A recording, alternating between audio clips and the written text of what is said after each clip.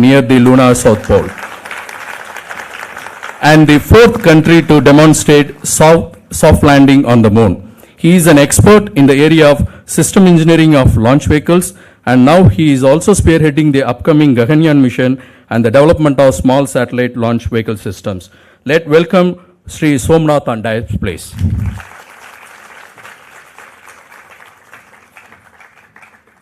Now I may request Dr. Christopher to take it forward. Thank you. Thank you, Franklin. About 6 years back, we had a program to go to Russia for scientific exploration between major departments of government of India and Russia. 3 secretaries were selected, and I was supposed to coordinate with both DOS as well as Department of Space and with the Department of Atomic Energy. When Department of Atomic Energy was able to come, then Secretary Kiran Kumar called me and then said he will send a more apt person because he is held up with some other activity. And the person was none other than our Somanath. That was our first interaction. It was way before his being even a director of ESSC. He was handpicked and was sent. And we had a good time in Russia and had enough of exploration. I hope you remember that. Dr. Somnath, the year 2023 was really a most successful and sort of proud for the nation itself.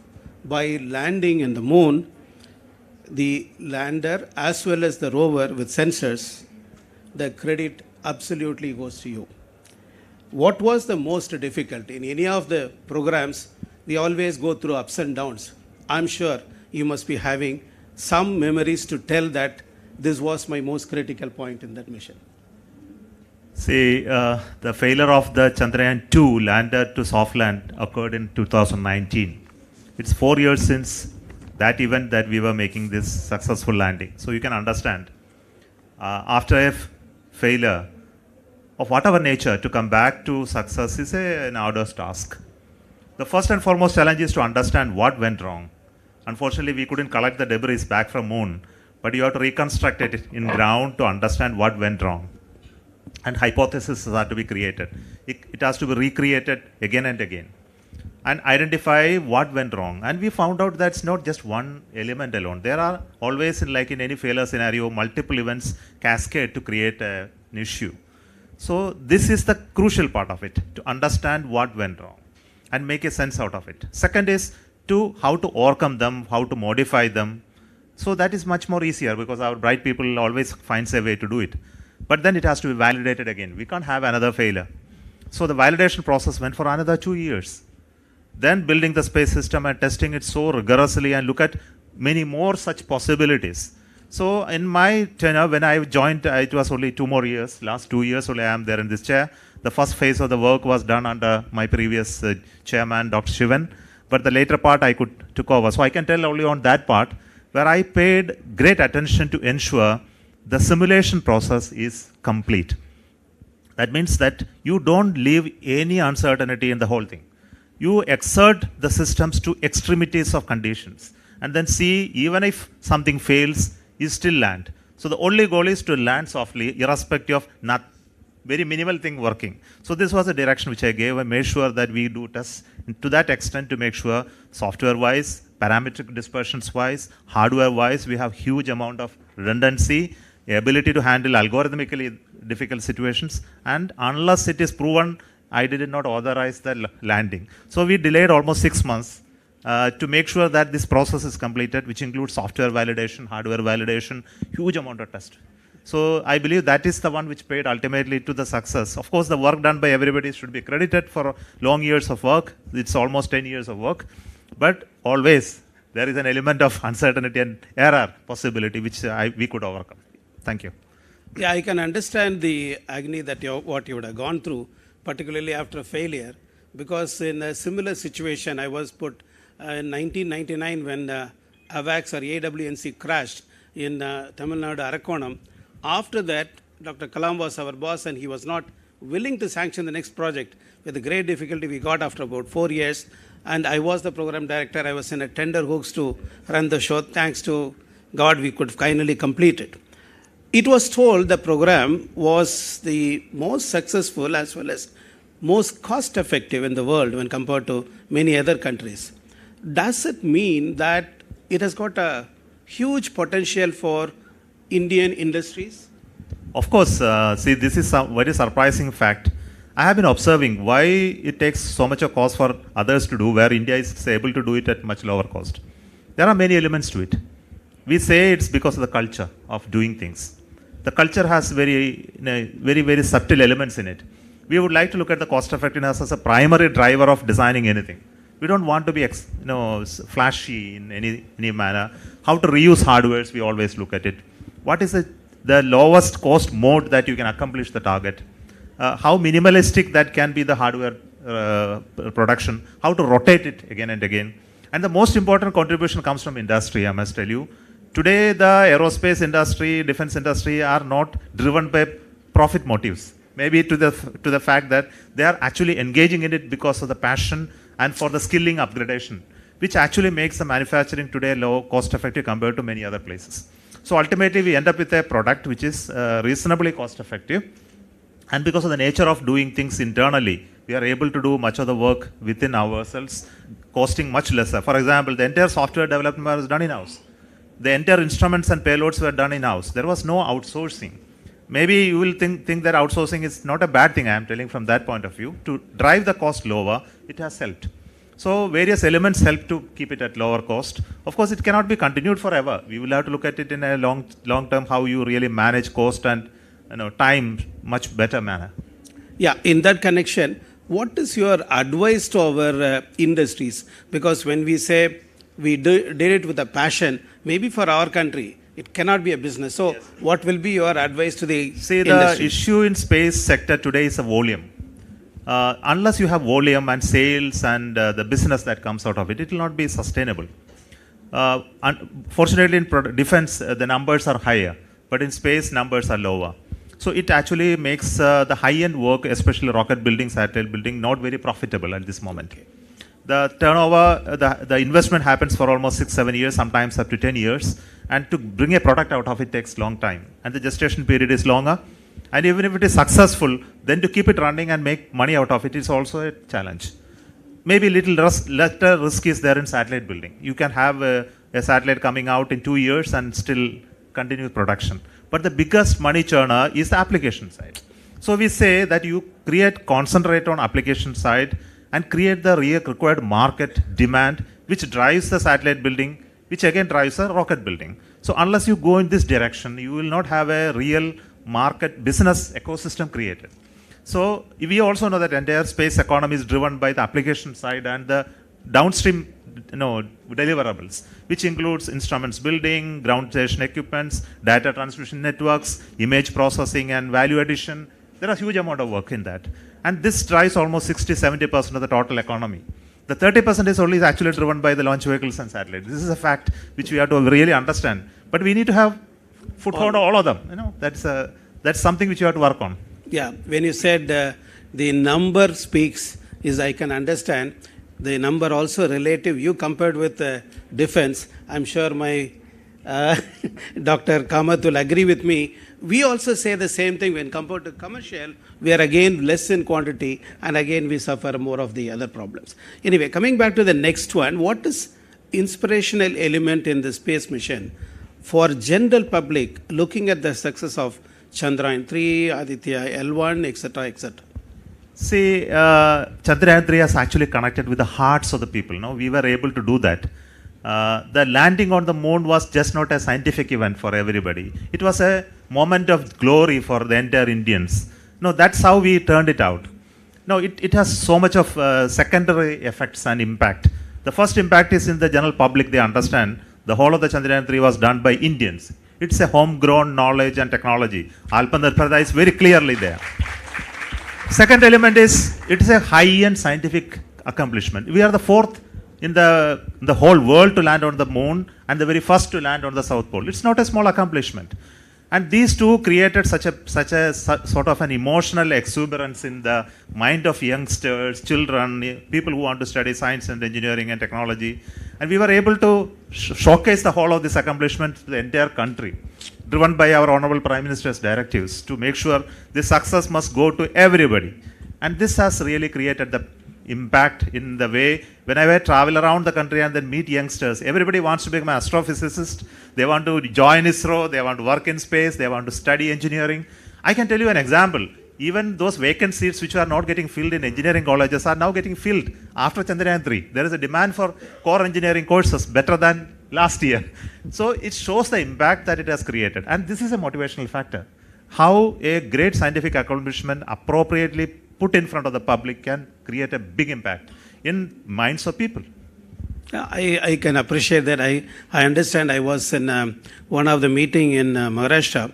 There the Minister of Statistics gave 35% of the engineering college seats are vacant. Now when you said we should take it on our stride that this is our duty to ensure some amount of passion and importance is given so people will take up engineering. I know that ISRO was planning for launch of crew of 2 to 3 Indian astronauts into low orbit area and then keep them safely for about 3-4 days, at least 3 days, I think, before you bring them back safely. How the program is progressing?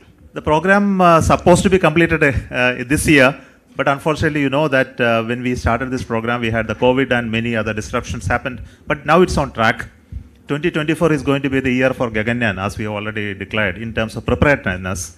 And we will do the unmanned missions this year, followed by all the test flights to demonstrate crew abort capability. The crew module is under development. It is still not completed.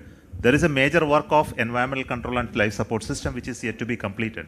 So all of them are now on track with the help of so many institutions in this country, including DRDO and many other national laboratories. We are working on it. The recent test flight TV D1, the test vehicle 1, was supported by ADRD's parachute systems and so many people, the medical fraternity, the food industry, so many of them are helping us. So we are hoping this year we will be able to do this work. Next year we will have to achieve the manned mission by the end of 2025. This is our target. If everything goes well, with 100% confidence only we will go. I think this is one assurance that we have to take on it. Schedule is important, but the safety is most important. You will do well. We are very sure. Hopefully, yes. You probably read my mind. You probably read my mind and started telling some of our labs in terms of ADRD, in terms of parachutes, and our DFRL lab in terms of food for the man in the mission. So likewise, I'm sure you will be exploiting or using many industries in the country. What do you think? Because the space quality is always even one grade even better than or more than the military grade what we used to use. So how do you find the industries coping up with the need? Is it better or is it has to learn a lot? No, it has been a journey throughout. I think all the industry who have been associated with space, maybe defense also, which I do not know very well, have greatly benefited by the association in terms of upskilling there, in terms of the quality, the processes, world-class products generation, etc. I think this has been a journey in the last so many years. Now we have demanded yet another level. For human rating, we have introduced a new approach called the human rating certification process, which includes process intensification, higher levels of verification, higher levels of control from manufacturer side, from designer side, and everybody testing. I think this journey has been going through for aircraft industry very well in this country, but it has never been put into rocket industry, which is a new thing. So we are now grappling with the challenge of doing certification. Semilac has been doing it for defense, air force, but for us, there is nobody else. So we have created our own mechanism how to do it ourselves. Ultimately, when a human being flies on it, somebody should certify it. I think that it has the required confidence to have the flight. But it's going to be different than the aircraft, I must tell you. The aircraft, the unknown fellow is sitting in there, but here is a known fellow who knows the risk of it is sitting there. So there is a difference between these two, and he is competent enough to handle a critical situation, whereas a typical person flying in a commercial airliner is not prepared to handle it. So there is a big difference between human rating rocket and human rating an aircraft. But that challenges is something that we are managing now. We are hopeful that we will be able to do the proper certification and make the industry understand the demand that we have today. I think many of the top industry who are helping us, I must tell you, the HAL, the Larsen & Toubro, the Godrej, and then there are many others, Lakshmi Machine Tools, who are all here. They all understood this and they are upgrading their internal capability in terms of processes, stores control, material control, quality, cleanliness. No, there are many, many elements of it, which they are upgrading themselves to reach that level. When you said about the quality and then we have to create our own standard, I can understand that. I was in a similar situation when we have to put our air independent propulsion into a submarine. Always Frenchies said, no, you cannot put it unless otherwise we certify. And we go to them, they will not certify, they'll find fault in us all the time. It was keep going on. So finally, I met Kakotkar, who was the Secretary of Atomic Energy, and then we formed a team with ISRO, DRDO, and Atomic Energy. And he said, India, within these three agencies, if you cannot find a solution, nobody else can find. So let us go ahead. So I'm sure we have to take it sometime on our stride and go along. With the Atmanirbhar in vogue, and many Indian industries are helping in our missions nowadays, what do you think is the share of space for the Indian industries? See, the scale of activity in terms of economics, it has not been large, I must admit, in terms of the overall turnover of the business, when you look at it. Our goal is that it has to be increased to almost 10 times in the coming few years. If it has to happen, many things have to happen. It has all the time a closed economy, closed door activity, spearheaded by ISRO. And industries continue to remain as suppliers of components or sub-assemblies, never upgraded themselves beyond a point to reach the system integrators, system designers, other than for some ground equipments and systems. This is the major change we want to make here. But unfortunately, the situation is quite different than what you see in US. The US, the industries have been creator of those knowledge, whereas in India, industries has not been the creator of the knowledge to start with. They were manufacturers. But then now we have to upskill them, to enable them, handhold them to handle it. That is precisely what we are trying to do, to hand over the technologies that we have today with the form of satellites, rockets, hand it over to the industries, take them responsible for it, manufacture it, operate it, launch it, make business out of it. It's very easily said and done, but it's a huge task because it involves skilling, it involves knowledge transfer over a period of time. But we have to handle it. Especially in the rockets, it is much more challenging, but in satellites, it's much more easier. So I believe this challenge is being taken up by industries, understand the business ecosystem.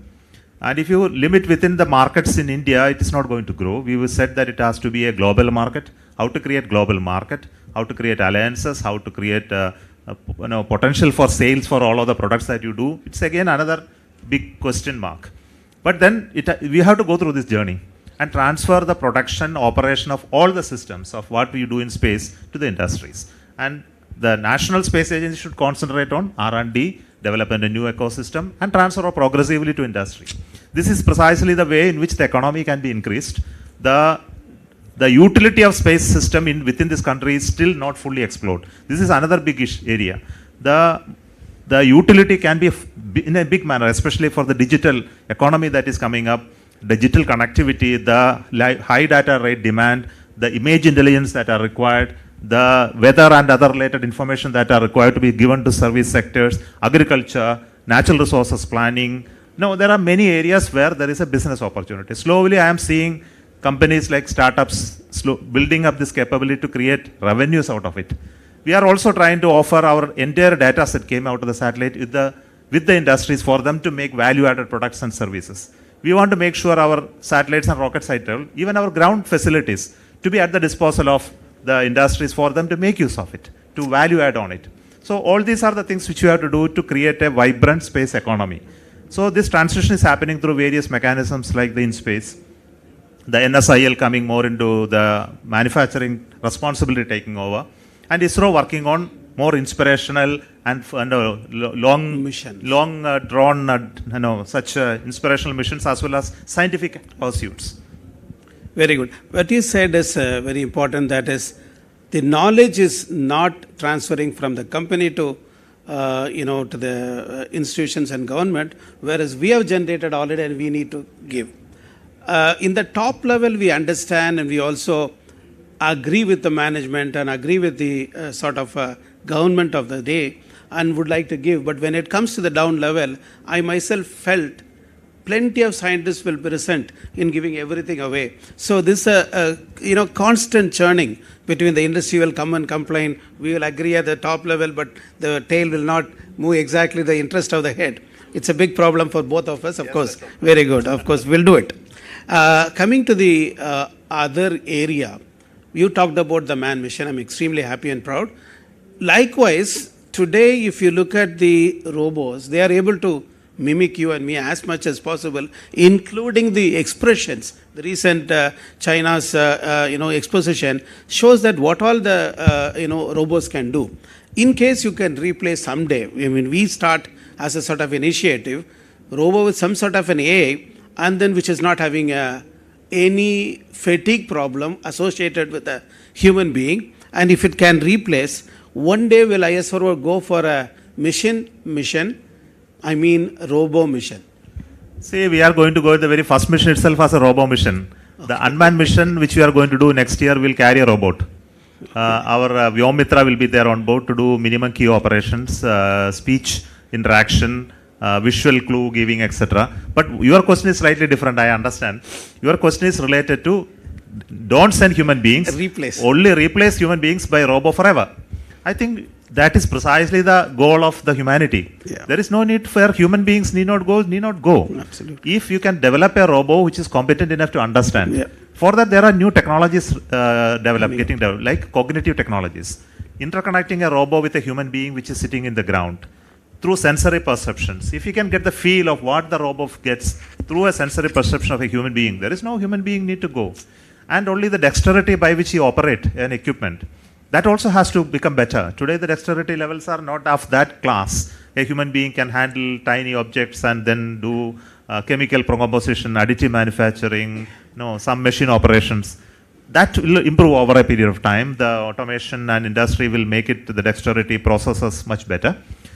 The only difference is cognitive, because the cognitive capabilities have to improve substantially in terms of vision, hearing, feel, sensor, smell. All of this have to get integrated to get the whole feeling of the situation.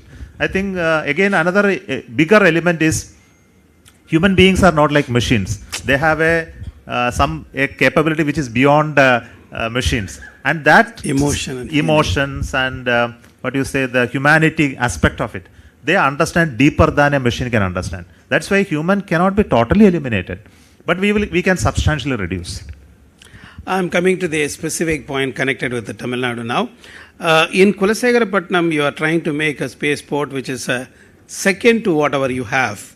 I understand that you are requiring about 2,350 acres of land, and as of now, you've made about 83% is over.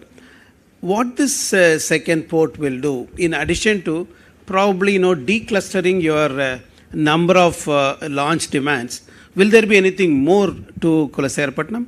See, my whole purpose of this new launch station is not to replace Sririgota or decluster. It is to create an alternate launch site.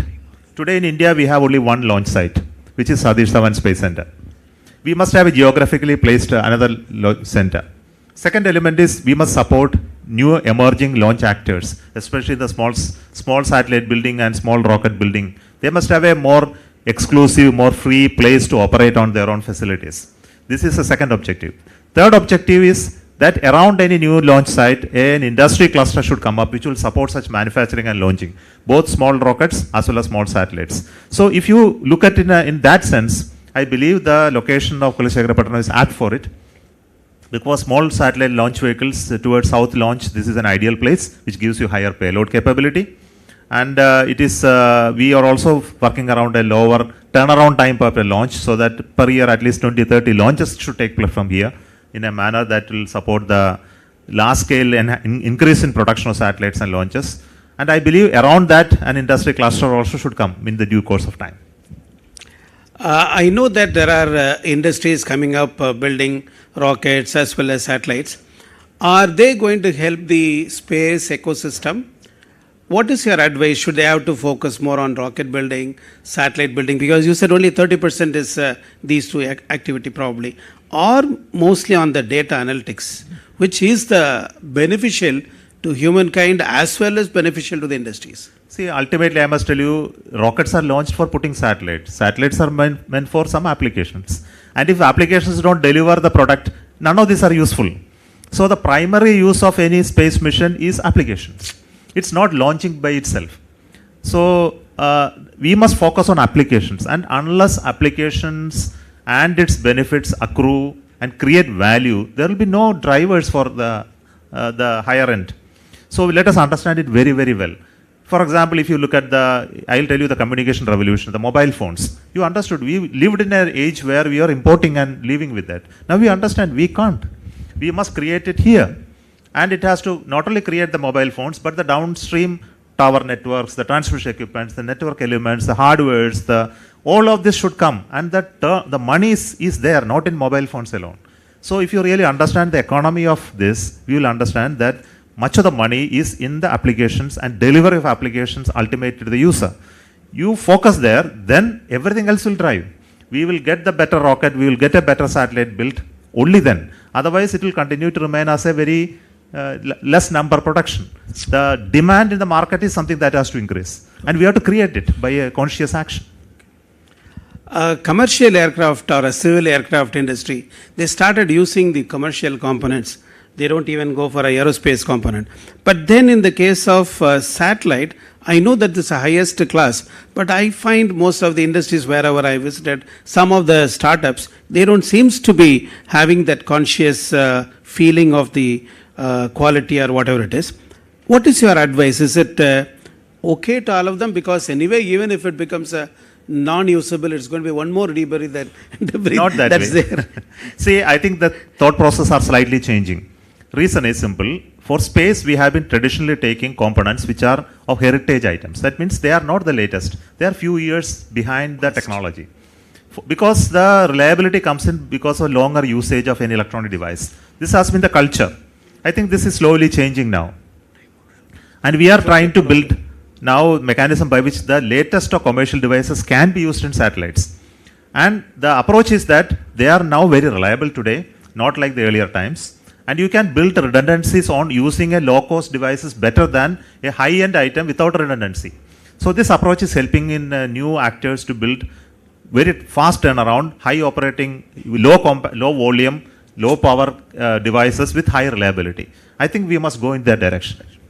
I've been cautioned twice by my colleague that we are overshooting the time. If it is acceptable to you and if it is acceptable to the audience, I'll ask few more questions. Yes? Okay. Yes, with you? Yeah, I am okay. See, 3D printing has come in a big way, and people say even the rocket engine itself is 3D printed. What do you think is going to be the value for 3D printing or worth of 3D printing in the industry? 3D printing is a very upcoming technology, and I believe that it will revolutionize everything. But it has to be very cautiously integrated. One of the important challenges is to characterize 3D printing processes, especially the metallurgy, residual stress, the product-to-product variability, which is natural for the current manufacturing. There is a continuity. Sampling concepts work in conventional manufacturing, whereas sampling concepts don't work in additive manufacturing in an effective manner. This is the biggest challenge today. And for rocket and aircraft area, it has a great potential. I think we must work on it. And in ISRO, we have created an R&D specific focus on to understand this mechanics of additive manufacturing and make products out of it. We have to push our limits to it, and it will have a great transformational power. But today, there are a lot of threats, there are challenges. Many things are not going all right. We tried our 3D printed engines. It has its own challenges. It's not working the way conventional engines work. It has inefficiencies, performance issues. But we will overcome all of that. You started the year with a bang of ExpoSat. What is the utility of that? ExpoSat is an X-ray polarimetric satellite looking at black holes. I think you know black holes are the ones which you don't give any information. That's why they are black. But to get information from them, we are using another technique called the polarimetry of the emitted X-rays when a black hole is interacting with some other body. For example, if it eats into another star, material will flow from that star to this black hole. and it will generate X-ray radiation. And if your X-ray can be polarized, polarimetrically analyzed, then you can understand the quantification of the material that is flowing, the speed of the black hole, the size of the black hole, the emissions of the black hole, its life, its creation, many things can be understood. So we have created two instruments on board, one in low energy and another in high energy X-ray polarimetry. And this studies black holes, spinning black holes, binary pairs we call it them, and how stars ultimately die. I think this physics is something that we want to study for the whole of the scientific community. Absolutely. You have already industries like L&T and some more company I know in the development of rockets. Do you have a plan to induct similar way some more industries? If so, when? Plenty. I think the number of industries which ISRO is dealing with is almost 400. I have a list of them. 150 of them are doing major work. Some of them are suppliers, and many of them are converting products to indigenous products. I must tell you, some of the large-scale indigenization that happened in the last so many years is really great. For example, when I was a young engineer, I never used to use a nut bolt which is Indian. Now I don't even import not even a single nut or bolt from outside. It's manufactured in India. Just talk about that.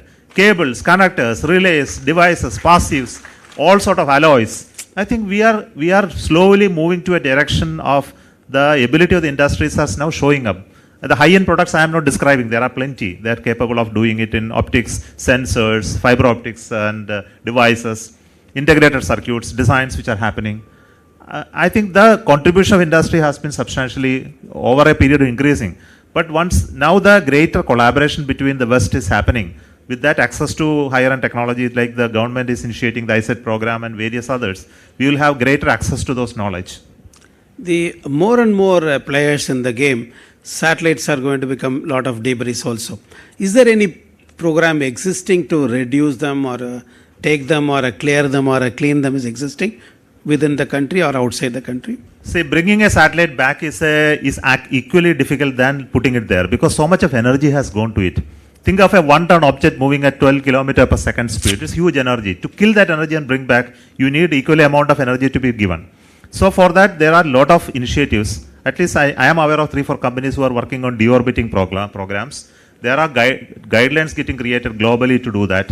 So this direction is moving in terms of global push for it. Okay. I think it's a time up for us. I think so.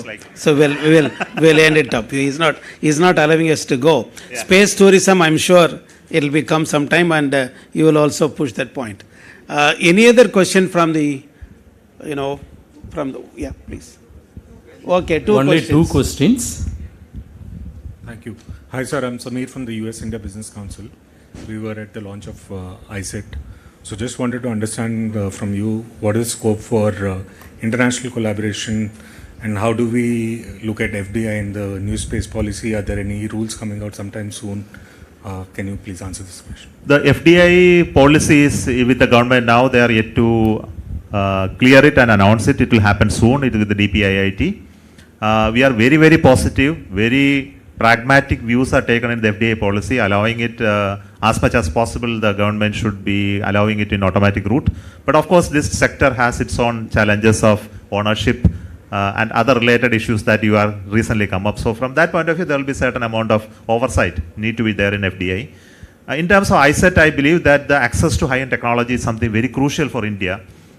We try to make sure that in US also that if you give access to the high-end technology, it is beneficial not to India, it's beneficial to you as well. In terms of your ability to re-engineer products at a lower cost in India is something going to be good for US. This is something that we tell them.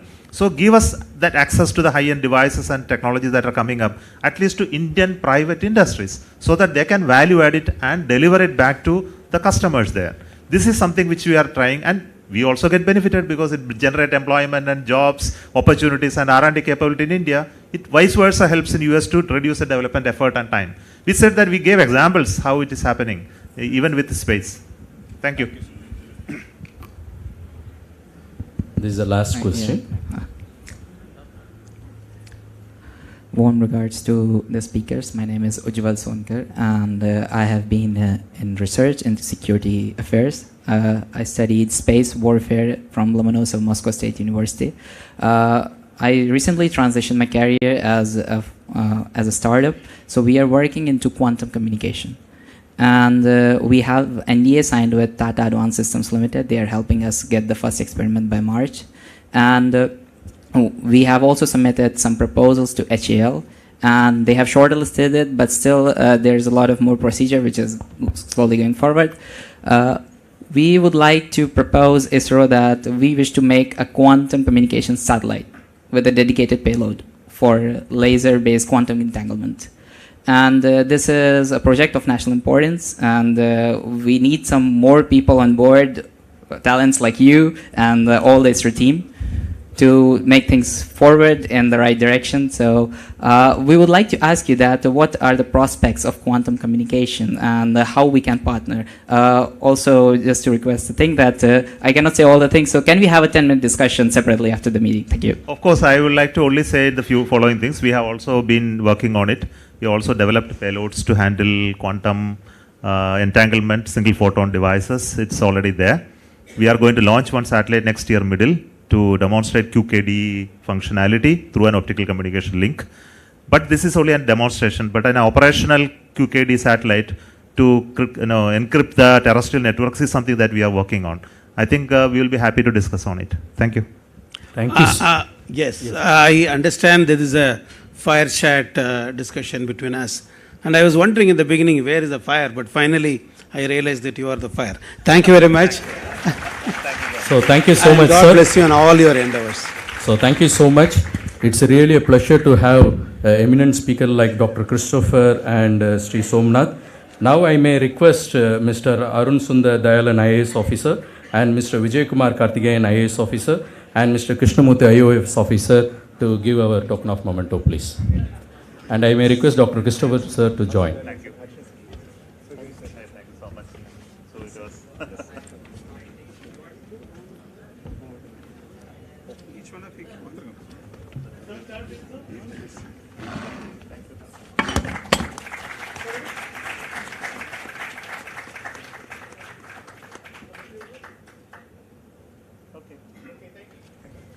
Thank you so much, sir. We request you to be on the...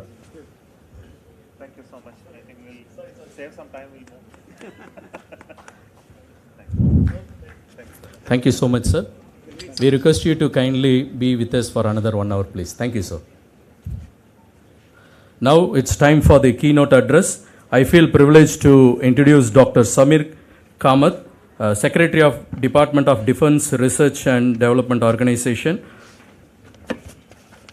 Dr. Samir has provided leadership and the direction to several critical material programs in DRDO, such as development of high-strength steels for naval ship hull, development of high-temperature titanium alloy, nickel-based superalloys, and also he spearheaded the development of naval systems such as advanced lightweight tripod, anti-tripod systems. Please join me in welcoming Dr. Samir V. Kamath for please. Thank you so much.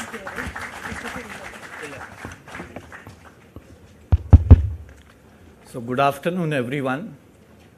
So Dr. Christopher and Dr. Somnath have made my job easier. I think a lot of the things which Dr. Somnath mentioned are also valid in the aerospace and defense sector. So what I will do is in the next 10-15 minutes, I will try to highlight what are the policy initiatives the government has been taking in the aerospace and defense sector to not only promote Atmanirbharta, but also ensure that our country becomes a technology leader in this sector and becomes a net exporter of defense and aerospace technologies and systems. So as you are well aware, there is a global turmoil going on. The geopolitical situation is such that we are moving from a unipolar world to a multipolar world. At the same time, a lot of disruptive technologies have emerged. To name a few, artificial intelligence, machine learning, quantum technologies, which was just talked about, additive manufacturing. These technologies are providing an opportunity for the country to leapfrog. Otherwise, it would have been very difficult for us by just doing incremental additions in existing technologies to become a leader. So this is the right time where the government's policies, as well as the change in technologies which are happening, and I'm very happy to see the response here. So this shows that the interest within the country also is peaking at the right time. So if we all work together, I think we'll be able to realize the vision of our Prime Minister to become a technology leader by 2047. So let me start with what policies the government is looking at. As Somnath mentioned, DRDO also, our focus was mostly on systems, and now the government wants us to focus more on technologies. And it wants the large private industries within the country to play the role of lead system integrator. So this is an opportunity for all the large companies here.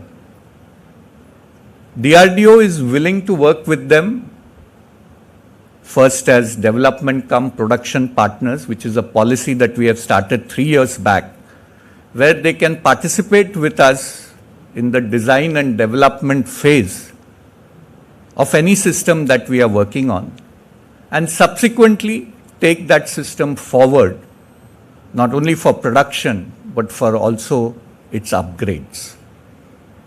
So this is an opportunity for the large industries. But that is not the only thing that the government is envisioning. The government also wants smaller industries, MSMEs and startups to participate in R&D. This vision of the government also DRDO has been trying to enhance and to amplify.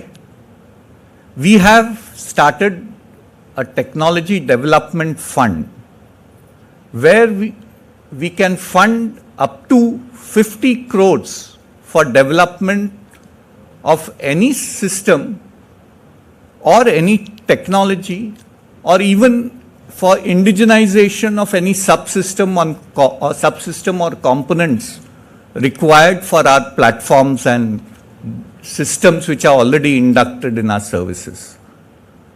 Initially, the corpus for each project was restricted to 10 crores, but the Honorable Raksha Mantri about a few months back has raised that level to 50 crores. So this provides a substantial opportunity for MSMEs and startups to work with DRDO. The DRDO laboratories which we have can handhold the MSMEs if they require. We can help you with all the test facilities that you may require to validate your products or technology. So this is another mechanism which the government is enabling for MSMEs to get into R&D. We have also started 15 defense or DRDO industry academia centers of excellence in 15 prominent academic institutes in the country. There are 2 in Tamil Nadu, one at IIT Madras and one at Bharatidasan University in Coimbatore. Now this DRDO industry academia centers of excellence are meant to take any technology from low TRL levels, where the focus will be mostly the academic institution will be working on it, and to translate this technology to a final product which the industry can partner with the academic institute and the DRDO lab. For each center of excellence, we have identified certain domains, and my request to you is the domains have been identified on our website. So any industry which is interested in working on critical technologies can visit our website and see if any of them interest them, and then we can see how to start a project for developing that technology. So our expectation is like what happened in the US, where universities such as MIT, Caltech, Stanford acted as the hubs for technology innovation. We hope that these centers of excellence will also act as hubs, and through an hub and spoke model, we can develop high-end technology clusters around these academic institutions. As you are aware, the requirements for quality is much higher in defense and aerospace, also in space, as Somnath mentioned, as compared to the other industrial sectors. There is also a need for certification, especially for aerospace sector.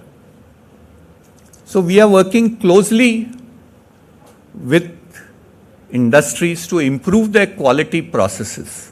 So we have started something called a website called Summer, where industries can register, and we will work with that industry to raise their quality control processes and help them in the process of getting their products certified through Semilac. So this is also a methodology for a lot of new companies which want to get into the aerospace and defense sector to improve their quality processes. Another scheme which we are looking at, which we think will be very beneficial, is within the DRDO system. Also, we have started 5 laboratories where all scientists, including the director, are below the age of 35 years. These laboratories have been formed in these new disruptive technologies, and they have more flexibility to work with startups and MSMEs. And we hope that these laboratories will also act as equivalent of startups within the DRDO ecosystem to promote development of cutting-edge technologies. Our focus in DRDO as we move along is going to shift to development of critical technologies as well as complex systems which industry may not find it profitable to take up because the demand at this point is not clear. But these are systems like hypersonic missiles, directed energy weapons, where these systems are going to play a key role in the warfare of the future. But at the moment, the risks involved in their development are quite high, and hence industry may not want to take a lead in these systems.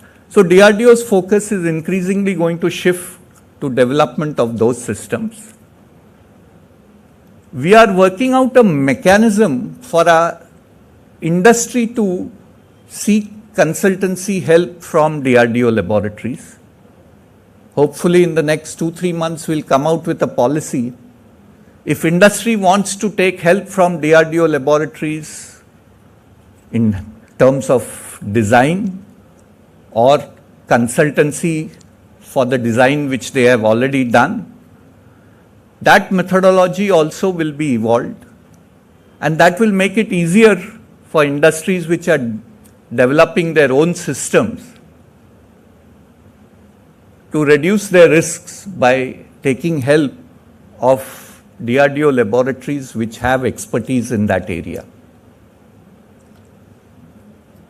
Dr. Christopher mentioned that in 2016, 70 to 80% of the defense systems bought by our services were imported.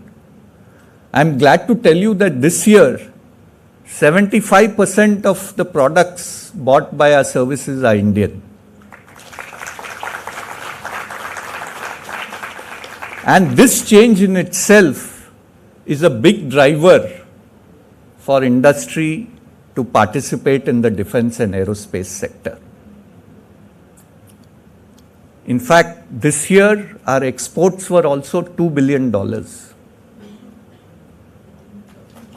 And the government has set us a target of reaching $5 billion by 2025 and $30 billion by 2030.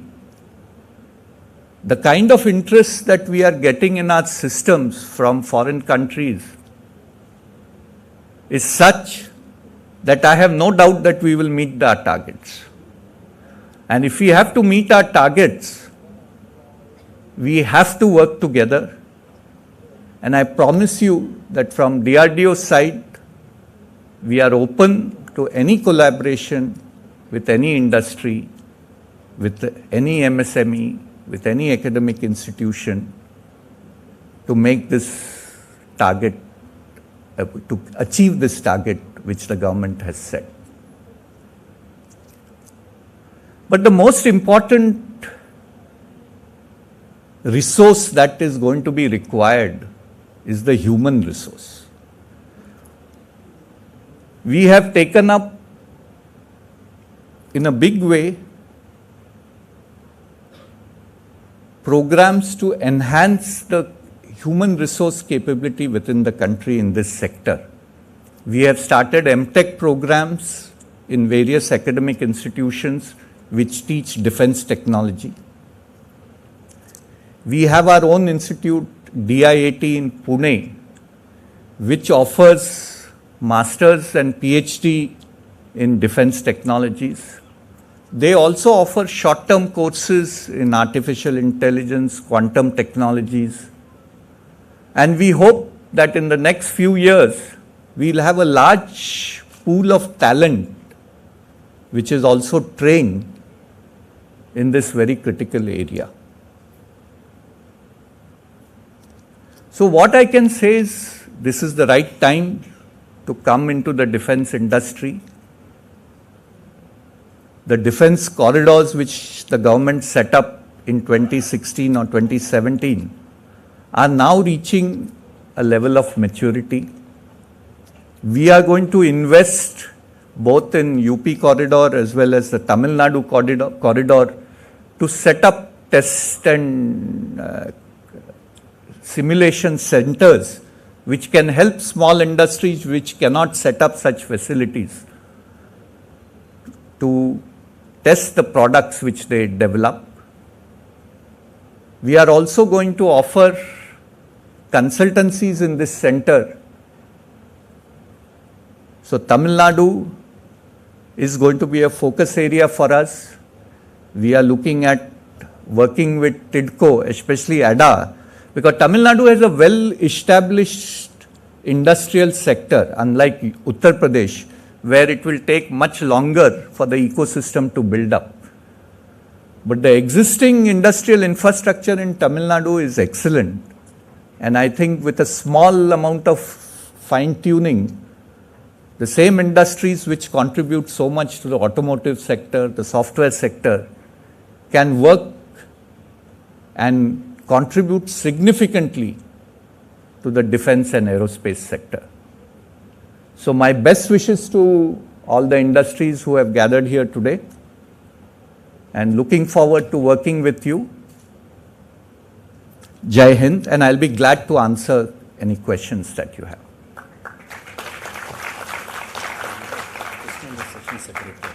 Oh, thank you. So thank you so much. I may request Dr. Christopher and Mr. Arun Sundar Dayalan on stage, please, to give the token of appreciation. Thank you.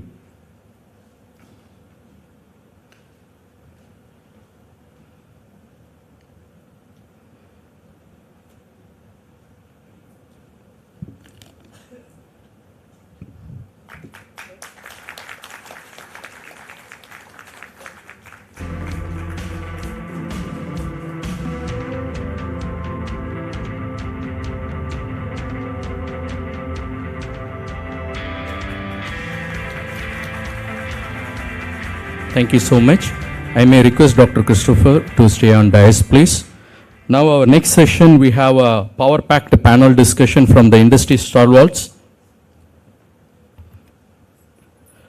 I would like to invite the industry stalwarts, Mr. Jayant D. Patel, whole-time director and senior executive vice president of L&T Defense Business Unit, on dais, please.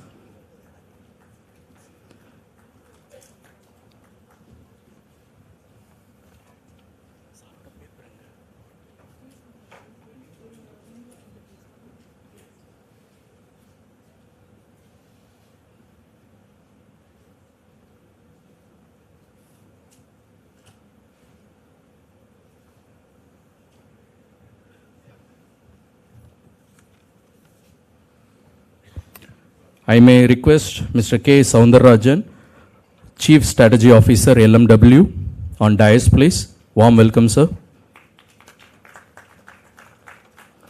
I may invite Mr. Jitendra Gavankar, Chief Executive Officer, Saffron India.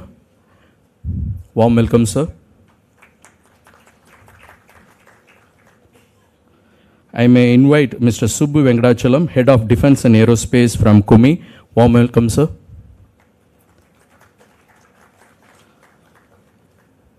So with your permission, we are just skipping the introduction part of all the individuals since we know everyone very well and in the interest of time. So sorry and excuse me, sir. And I may request Dr. Christopher to take over now. Thank you. Yeah, we take the hint kindly. On behalf of my panelists, and they are all eminent people, three of them are from the industry within the country and one is representing the OEM from abroad. Let me start with a point that all of us know, that particularly in South, we all fancy about wearing gold or at least white metal, silver. But then no longer it's a passion, but then none of you will be without any semiconductor, right? So the materials is becoming very important, and I'm sure QME is the best company which represents materials from India part of it. And they are in this business for quite some time. Can you throw some light, Mr. Subramaniam, in terms of what we should do? Because for every activity, materials is important. What we should do as a nation, and in particular Tamil Nadu, to promote the material science. First of all, thank you, sir. Thank you for having me on this chat. Great to be a part of this very distinguished panel. I think when it comes to materials, QME as a company has been in this industry for the last 70 years. We started with working with everything from alumina, zirconia, silicon carbide. Now we're getting into boron as well. And we've seen that we can diversify across industries, not just into traditional automotive industries and so on, but we are working into getting into defense and aerospace as well. I think the major thing here in terms of materials, the first thing we need to look at is also scalability. I think we spoke about this in the past as well across the other conversations. How can we scale a lot of what's happening out there? How do we look at what is also beneficial for the community, the society, and then taking that forward? One of the things that we are trying to work on now is looking at a center of excellence for material science. I think that is something that will be important for the future. Because once you can set up a center of excellence, then you can really start developing newer products, developing skill building for people, benefiting the community in a different way. So it's not just semiconductors, but anything which is a little bit more future lending can come from these sort of focal points, which is on the center of excellence. So I think these few areas are quite important, and we are in the forefront of working on a lot of these developments. And I think it will sort of pan out in the future. And Tamil Nadu is an excellent area for this because a lot of the skill comes from here. A lot of colleges, universities are into engineering. Material science is also an important factor here. So we need to build from that and really build institutions that can support a lot of the knowledge that's out there. So we are in the forefront of a lot of things, and I think we're building the future really well. So COE is one of the things which is... Right, sir. Absolutely, yeah. Coming to you, Jain Sahab. L&T is in this field of defense for quite some time. Probably we don't know how we worked with DRDO and L&T were like partners. We have been there in many business, be it submarine, be it in many areas, including the space and aircrafts. We have been working for quite some time. But then, though you have roots from Tamil Nadu, but of late I am not seeing much in Tamil Nadu. Why? I tell you, there are a few things we did far too ahead of time. When nobody was talking of investing in defense, in 2005, we started investing in Tamil Nadu. I see this to be, ability to see little ahead of time. And we were the ones who set up in this state in 42. So our association with the state goes to the days when early days, obviously Tamil Nadu was not industrialized. We started putting massive amount of investment. I can tell you the largest landmass that Larsen & Toubro owns and operates industrial complexes is in the state of Tamil Nadu. So when you say I am not visible here, it's because I have already done a lot. So increment, you can stop doing it. Yeah. Incrementally what obviously is happening, you don't make big news. Today, if I was putting 100 crores here, it becomes a big news if I am a startup. But if I put thousands of crores here, and I can tell you this state has nothing less than 10,000 crore of L&T's investment sitting in. And of course, we do a lot out of Chennai and of course surrounding.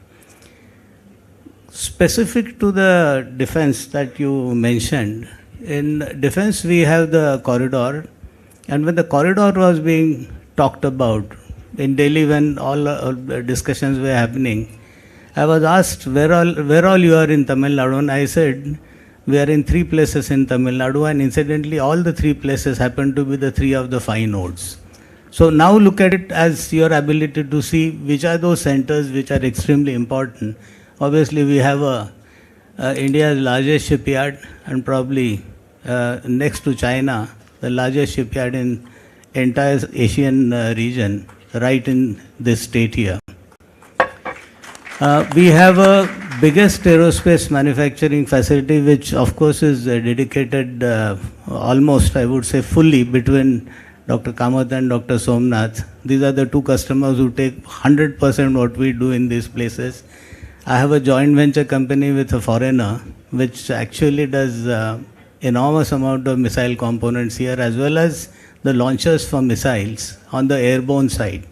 The land and naval we do somewhere else, but the airborne, I can tell you that every Rafale aircraft that got delivered to India, the launcher that is fitted on Rafale is Tamil Nadu product.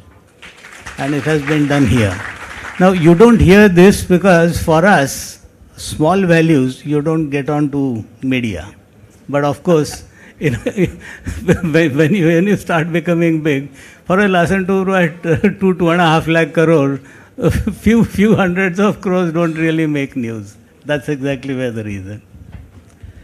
If at all, I would like to ask Mr. Gawankaji, this is regarding saffron. It's a well-known industry in the engine making, particularly for the aircrafts. And I know that you are doing development of many helicopter engines in the country. However, I remember those days when President Emmanuel Macron was about to come, and there is supposed to be a MOA signed on the sidelines for AMCA engine. We could not finalize it.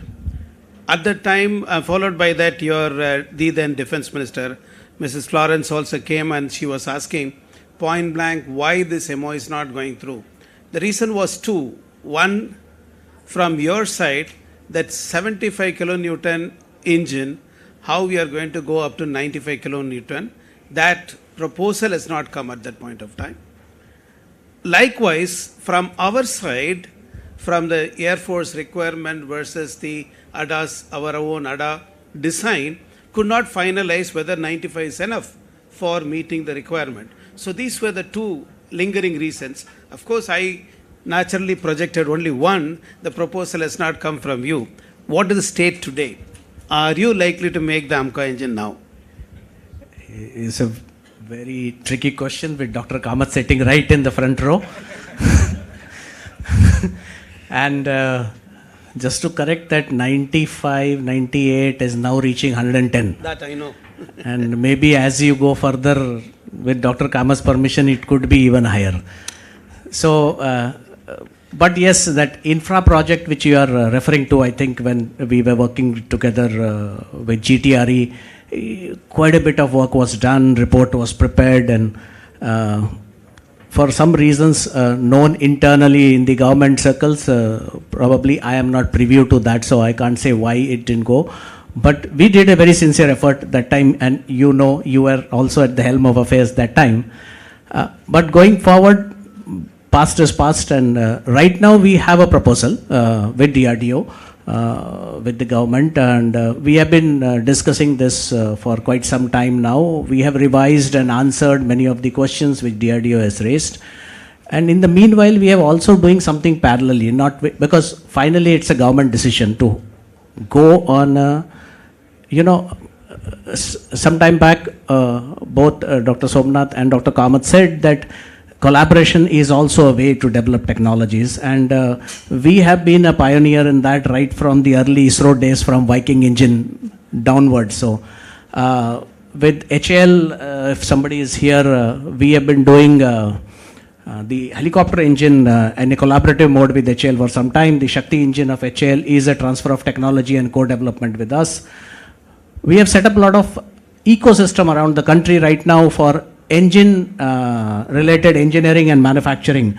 MRO at Hyderabad, MRO at Goa. We are sourcing from at least 7 different industries engine critical components in India. We are also our own LEAP engine component manufacturing plant in Hyderabad and in engineering center in Bangalore. So the blocks which were needed at tomorrow, if this decision gets taken, and I know for sure, and all of you know for sure, that whenever the decision is taken, the ask will be to do Make in India. And probably if to real technology has to be absorbed, it has to be partially designed in India. So we are ready for that. Our proposal has element of that. But just saying that is of no use unless you can execute on ground. So right now, last 3-4 years, and probably next 3-4 years, we will be building all those blocks so that when we really want to produce an engine here, we have all those put together. So last but not the least, I hope that when Dr. Kamath is in chair, we ink this for country's sovereignty. And hopefully we will do it sooner than later.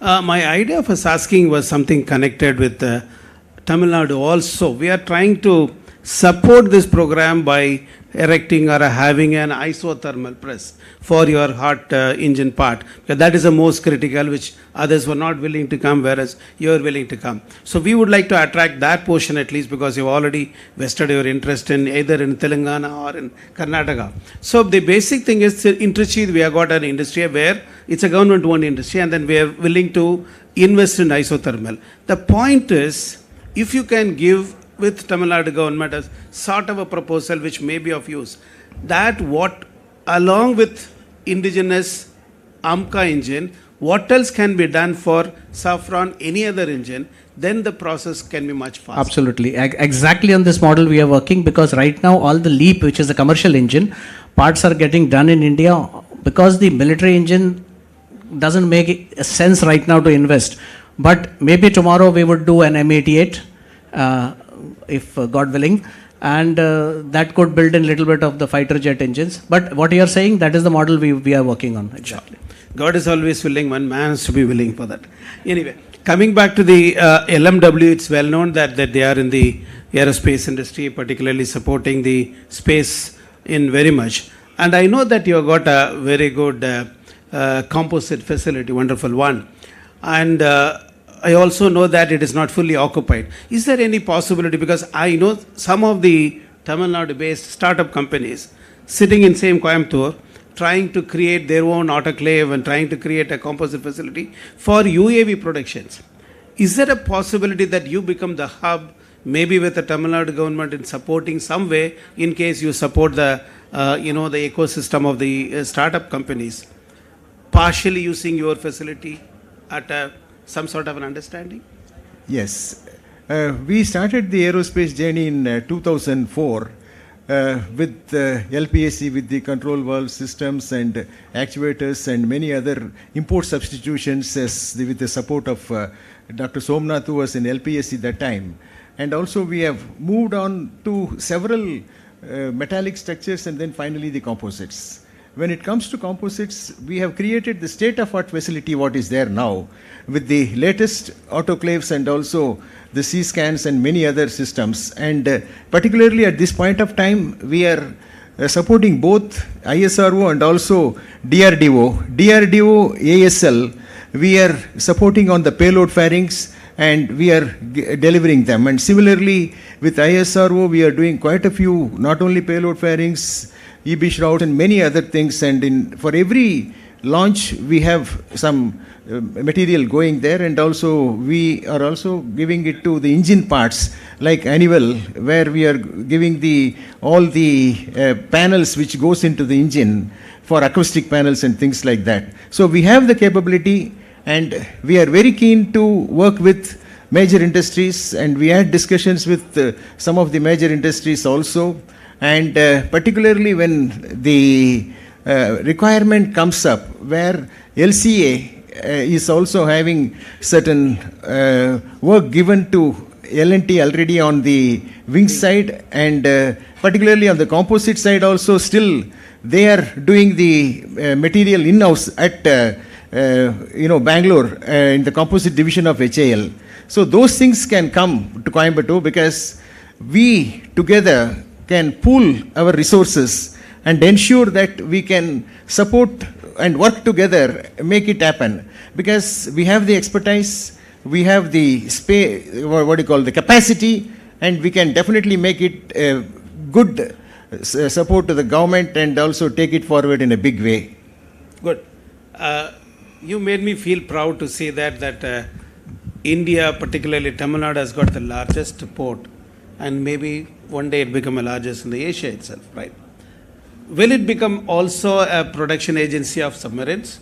If so, what do you expect from the policy point of view from Tamil Nadu? Before we come to the submarine, at that moment I talked of only 3 of my factories here. There's some more here. Okay. The extreme intricacies in precision engineering that we found this state is capable of, we built our valve factories here. These valves get onto your hypersonic wind tunnels at VSSC as well as at DRDO, also for our submarine program.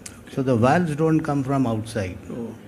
Warships today, we probably deliver few thousand valves per warship today, which come out of the valve factory at Kanchipuram. Every weapon system of DRDO, we developed one small partner, and then when he was getting in financial trouble, we put in equity. So we have a minor equity, and for design we have a minor equity, so that he runs it as his ownership, but we have a minor equity. It's about close to 45% owned by us, 55% by him.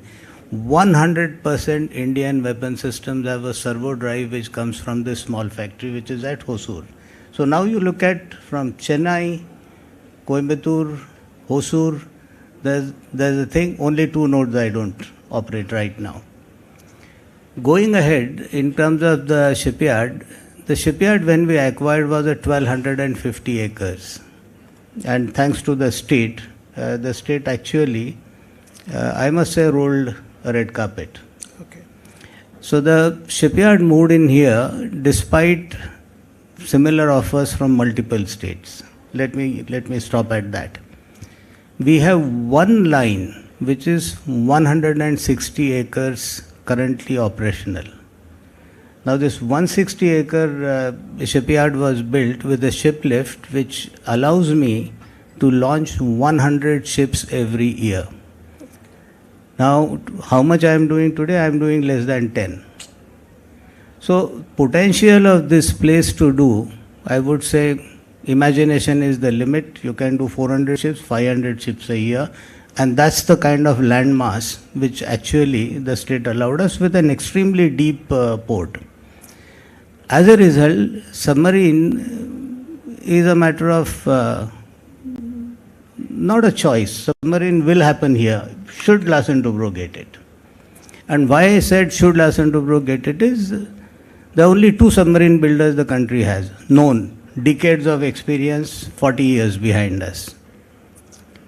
With this kind of a competition, when I compete with a PSU, with 100% asset people put by the people of India, and against that a private company who must create an asset and service an asset. So obviously there's a lot handholding which a state has to do, and which obviously mature dialogue with the state is on. Almost about 5 years we've been talking. In terms of the policy, obviously, as I said, we put in 6,000 crore only in the shipyard. Not one industry in this state in defense has put 1/10 of it. Now, given this, obviously, we believe that as a partner, we need that partnership hand which Larsen & Toubro extended. It must have a partnership hand coming from the state. And I stated very affirmatively, this is required. The state can do a lot, because you are Bharat Sarkar, part of Government of India in the form of a state government. And a collaboration between industry and government can do wonders. Obviously, far too early to speak on any of these issues, but yes, if Larsen & Toubro wins it, submarines will go out of Kadupalli shipyard. Okay, nice to know that you are a strategic partner for MOD, as well as because of the red carpet by Tamil Nadu government, you are a strategic partner for Tamil Nadu also. Having said that, if I can talk to Mr. Subramaniam, everywhere wherever I meet some of the standard middle companies, they say the attrition is the big problem, and they don't stay for a longer period. They learn and go where I don't know, but most of them say MNCs. Some of them even take a job which is not trained for also. What we can do? I mean, is it a problem that you see also, or? Yeah, it's a good question. I think it happens, I think, everywhere right now, and especially with younger people, obviously looking for newer opportunities. The startup culture has also come in, so everyone is looking for new industry to be a part of, which is a lot of opportunities out there. But specific towards defense, a good example is what happened to us as well. We have a composites division in Ranipet, which is sort of about 5 hours away from Chennai. Now, this has been there for the last 40, 50 years within the company itself. There are a lot of young engineers that we see are tending to move towards Bangalore. It's very close to Bangalore, close to Hosur as well. And the standard of living is much higher there. It's hard to keep people in Ranipet. People want a better life. A lot of the engineers that left from Ranipet told me that it's hard to start a family there, get people or get married there as well. So these sort of issues are also coming up more and more in some of the areas. So Hosur is a problem. Ranipet has become a problem.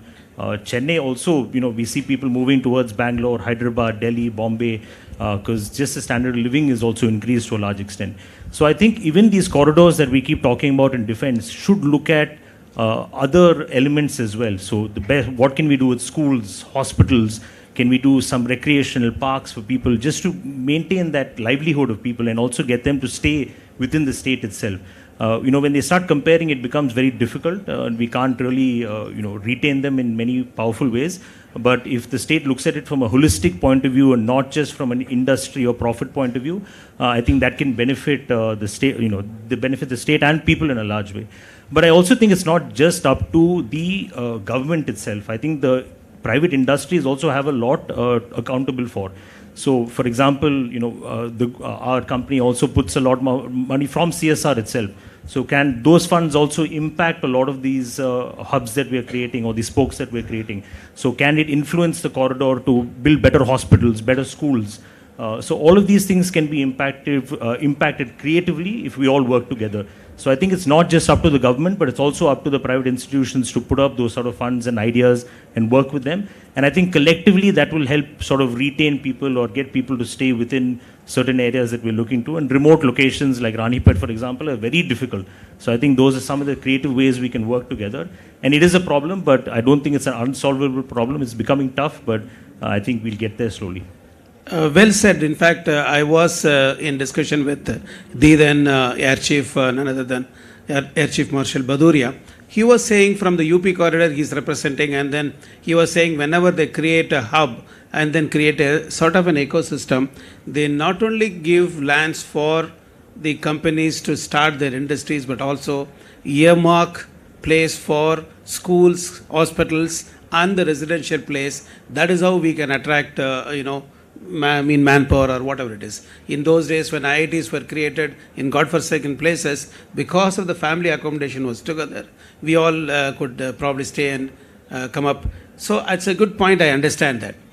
Coming to the, do you think the organic growth is the only way to grow this defense sector, or you feel company like Safran should be utilized as an inorganic growth for the country's future? I mean, from Safran's point of view, what do you say that? See, I think both things are needed. I mean, one doesn't replace the other. And if organic inorganic debate has to, then I think we have to step on another word called sovereignty. So what Atmanirbharta we are touching upon. And logical question which follows is, you see, country like us or any country which doesn't have, if you have technology, please exploit it. There is nothing, no question asked. But if you don't have certain technologies, and today as a country we are good at certain technologies, so I'm leaving them out. But just because we discussed aero engine, I'm just picking up as an example, not really the only technology required to be spoken about. So if you don't have it, what is the way out? There are only three ways out. Either you import, which we have been doing for so many years, we can continue doing, but it's not a long-term solution. Or you collaborate with somebody and make it happen, do it in country, or you do it yourself 100%. That could be a long-term solution. It will take time. Maybe it is not an immediate need is never met in that. So collaboration, we look at it, is an option which can probably help us leapfrog in certain technologies where you want really in space. Dr. Somnath said that they are collaborating with certain Western countries for certain high-end of the technologies. Aero engines, certain OEMs have expressed their interest other than Safran to collaborate. And it's not that our organization like GTRE or certain private sectors are good at supporting technologies, like they can do the aeromechanical analysis, structural, thermal analysis, those kind of things you can take industry. GTRE has enough and more experience on how to design an engine. Okay, some parts of blocks will be missing. This is what I said, that if you put the blocks right, you could make the whole picture. So organic, inorganic, I would say should complement each other, and it is not a replacement for one. Any view from any other, like yourself, LMW, what is your view on this? At this point of time, it could be a joint working also. For example, quite a few companies, including GE and others, have come to Hyderabad, where they are setting up a partnership with the local companies, which is also creating a kind of a ecosystem, which is also getting supported. When we talk about that ecosystem, adding to the point what you asked, Subbu, also, see, what is happening is the attrition is one point, and again skilling is another point. Again, the skilling has got two parts. One is the engineers and scientists, all of them, it is available to a certain extent, but the real execution is not taking place to the extent required with the speed required. For example, you need the vocational skills, whether it is a welder or a sheet metal or machining or all those things, you need very good vocational skill also. For that matter, Coimbatore in 1893 also G.D. Naidu started the Hope College for skilling. And at this point of time, in our company, Boeing has supported us to create a program with GKD ITR for tool making skills development. That program also went on extremely well.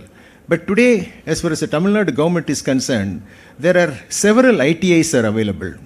And those ITIs has got the land building and other things, but what we can do is companies, the large companies also can support setting up skill development on the aerospace and defense, where they can add the additional training of the vocational training, which will help us in a big way. One is adding more skilled people into the system, and number two, working together with like a joint venture also is also a good idea, where several such things are happening in this country. Good.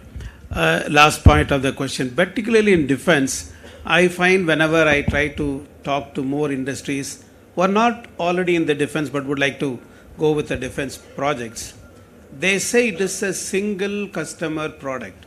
I do it and I'm serving only to the services. If they say no, I don't know where else to go and sell my project. I don't have a deep pocket, so I'm not able to go along with that. You all have been in this business for years, so you are able to proceed. What is your advice for the newcomers, if at all you would like to give an advice? If you are a startup today in defense, I would say things have dramatically changed. Those days when you would want to do something and you would never find a buyer because there was a single customer, and Ministry of Defense had very clear rule never to buy from a single party.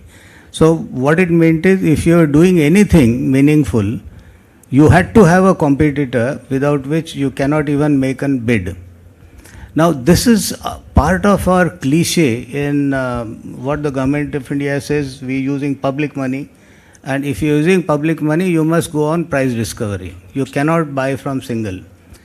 Policies have changed, and Dr. Kamath was talking about the policies. 2016 policy on acquisition very clearly says buy from a single party if he is Indian. Now policy exists, but I can also say till date it is not implemented. What has actually got implemented in a big way is the supporting hand which Ministry of Defense through very small products through IDEX and IDEX Prime and then TDF, which Dr. Kamath talked at length. So anything from 1.5 crore to 50 crore, today a small startup can say, I have a dream, I want to do something, he will get money. And if it does any of these three schemes, acquisition will happen on single party. So the normal rules of buying does not apply to these three schemes. And this is exactly where the game has completely changed for the newcomer. Now, after you're a newcomer, you build up a size scale 50, 60, 100 crore, your problems begin. Now those problems will go away the moment some of those policies of 2016 which are not fully implemented actually start getting implemented, and that's where the Atmanirbhar policies actually make sense, and these Atmanirbhar policies will obviously keep making more and more sense when we go forward. Yeah, and will happen. At that point in time, it will happen. Thank you very much. I think it's a time for any public question, if at all. Yeah, thank you so much. This is a Q&A session. May I request Dr. Kamath to join on the distinguished speaker, please. And I may request all the participants who want to ask question, please state your name and your organization and directly come to the question, please. Thank you so much. We have 10 minutes for the Q&A. Please raise your... Yeah, please. On regards to all the speakers, my name is Ujjwal Sonkar, and my question to His Excellency Dr. Kamath is, we have a proposal to work on to quantum sensing and a drone detection technology which is of passive. So it cannot be detected by the hostile enemy, that anti-radiation missiles won't work. And we have it in theory, but we need to turn it into a reality, for which we need appropriate amount of funding as well as technical support and expertise of DRDO. So what would you let us know about quantum sensing, and what's the vision of DRDO, and how can we partner with DRDO in this case? Thank you. So as I said, quantum sensing is a very important area for us. We are looking at magnetometers to detect submarines. We are looking at quantum sensing for drone detection. So we would be definitely interested in working with you. Please contact Director of TDF. If you go to our website, you will be able to find this address. Please come, discuss, and then we can see how to take it forward.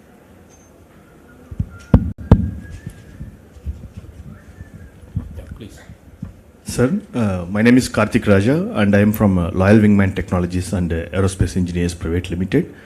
So I have heard during the discussion that organization has set up for managers with the age of below 35. That's an organization.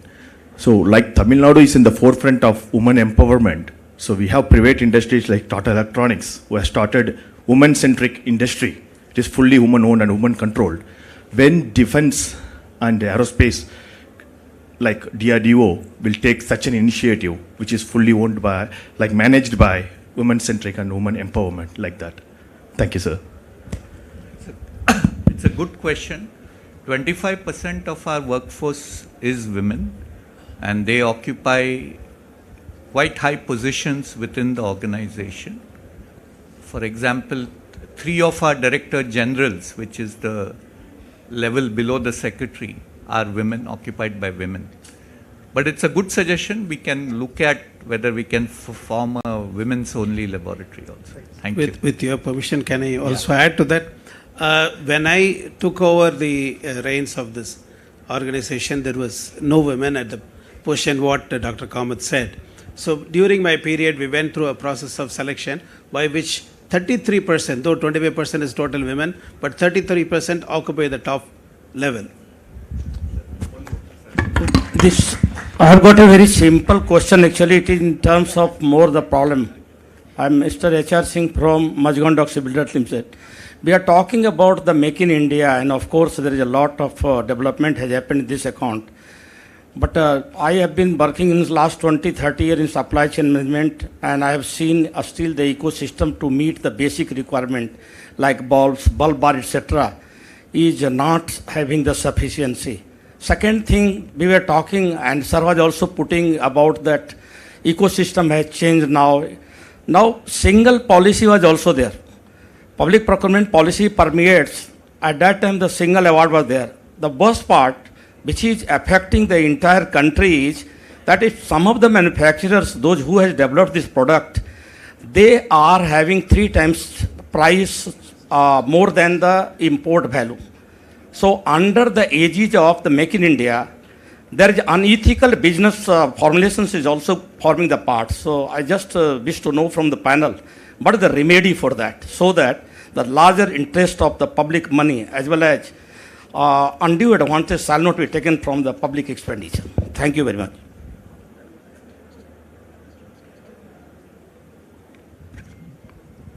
Every job, if it is to be tendered out, is the other side of the same coin. While single party buying certainly at times can become expensive, and we have an amazing example in the form of where the government has been investing for more than centuries. The second side of the same coin is if there is genuine top-end research that happens. We are talking of 2 different ends of it. If there is absolute top-end research that happens, should they be subjected to the same rule? And I think that is the point. The point I was making is it cannot apply to commodity as to the uppermost end of the knowledge, and there has to be policy flexibility. That's where I said that the policy flexibility was brought in 2016. It's not implemented. And that's exactly where all of us in industry have to make it a point to keep talking about it.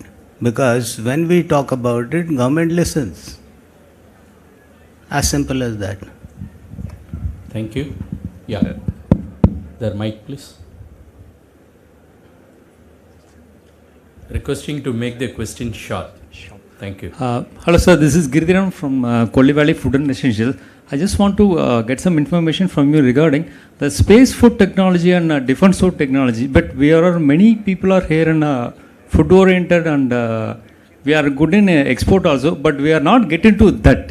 We have no idea about it. Can anyone explain, or do you support anything regarding that, sir? Space food technology, defense food technology. We are not. We have more opportunity, but we don't know how to get in that. Somna sir, you want to respond? No. So we have a laboratory called Defense Food Research Laboratory in Mysore. So they work on various food technologies which are required by our soldiers to survive at high altitudes or within submarines. They are also developing products which would be required by our astronauts to survive when they go in space. So if you have any interest, you can come and discuss your if you have any technologies or if you have any interest in working on these technologies, you can have a discussion with this laboratory in Mysore. Thank you. Mr. Kalayaros. From Jayasuriya Aero Private Limited, Chennai. Actually, we have indigenized over 150 series of standard parts, which covers more than 15,000 individual part numbers. We have been supplying for various divisions of HAL for airborne applications, and also for to VACC, and also some of the labs, DRDO labs. Now, my problem is, say some of the aerospace standard parts which are manufactured out of aerospace grade materials, which is not available within the country, and these materials are not even type approved. Materials are available in the country. Mainly when comes to fasteners, we require less than the 15 mm diameter wires and rods. We are not able to import the material, particularly when it comes to alloy steels. Recently, during January, we have imported 3 tons of material for aerospace application from Germany, which got stuck in customs. They did not clear the material, and after even giving the purchase orders of HAL and other things, and we had approached Ministry of Steels for clearance. Twice online application we have submitted. Both the time they have rejected it, and later on we have sent a letter to PM office. Then it was in turn from PM office there was a very good response. They have taken it to Ministry of Defence, then again to Ministry of Steels. Then they have given the one-time clearance. Actually, these small little aerospace grade materials alloys are seldom available in the country, and our consumption is very, very low. And there is no, including the JSW and other people whomever we approach, they are not able to manufacture in volumes. Now, my question is, will DRDO can give any exemption certificates for importing such grades of material from OEM foreign countries? Yeah, so it's not DRDO's role, but there is a methodology where you can apply for exemption, and there is a procedure where you can get this exemption. So if the main problem with most of the materials is not the technology, these materials can be made in India, but since the volumes are very small, nobody wants to make them. So in that case, if that material is not available in India, the government is willing to give you a exemption to buy. Thank you so much. I don't think My there is a problem in policy. Yeah, my suggestion is write to JSPIC. Note down JSPIC in Ministry of Defence, Defence Production. It is JSPIC's role to actually provide, in case you are using it for defence of a space, he will provide you all possible handholding. That's a position to write. Thank you so much. We have come to the end of the question and answer session. Now I may request Mr. Arun Sundar Dayalan, IAS officer, to give a token of memento to Mr. Jain Patil, please.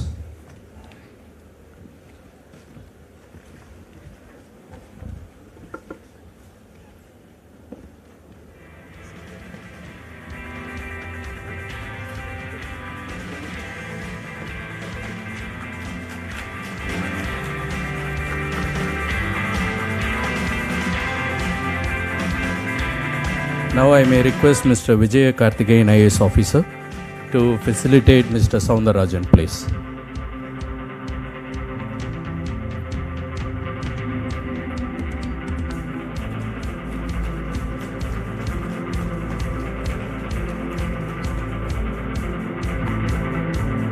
Now I may request Mr. Krishnamurthy, IOS officer, additional secretary, to facilitate our Jitendra Gavankar, CEO of Saffron, please.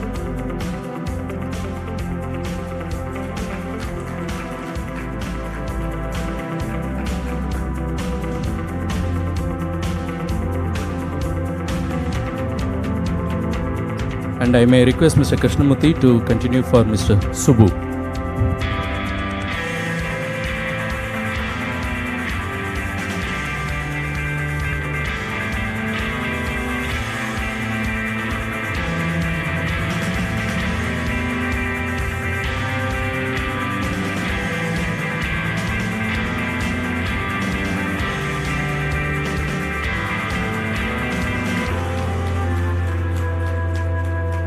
Now I may request Sri Somnath sir on dais, please, to give thanks of memento to Dr. Christopher along with Mr. Krishnamurthy.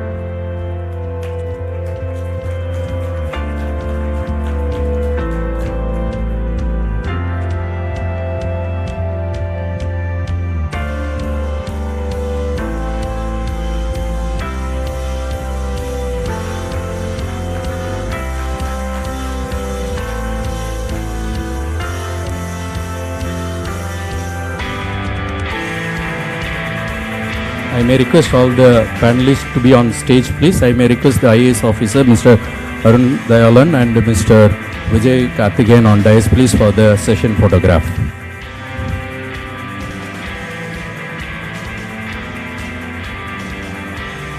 And also I request Mr. Ramachandran sir from IDAT to join on the panel, please.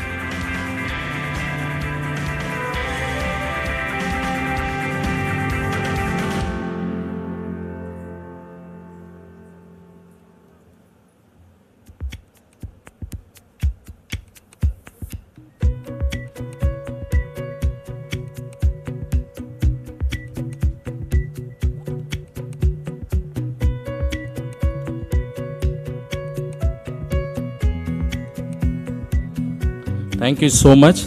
The session has come to an end, and thanking every participant for your wonderful time. And we as an association thank you everyone, and whoever are working on this aerospace and defense industry, you may kindly register at the IDAT 1. And thanking the Guidance Tamil Nadu team and the TITCO team for this wonderful session. Thank you everyone. Nandri Vanakkam.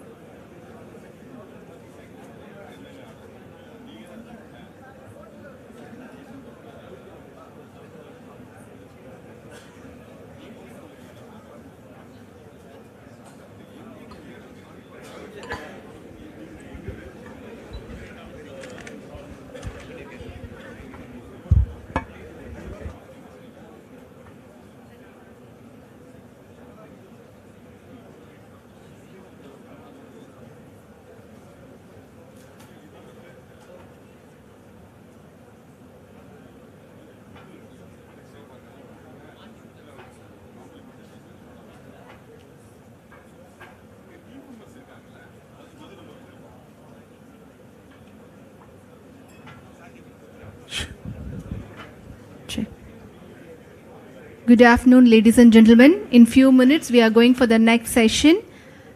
The participants of the previous session kindly requesting to make your one-on-one interaction outside of the conference hall. We are going to start the next session in the few minutes, so kindly requesting all dignitaries to keep your mobile phones in silent mode and take your seats respectively. Kindly requesting all dignitaries to keep your mobile phones in silent mode and take your seats respectively. In few minutes, we are going for the next session.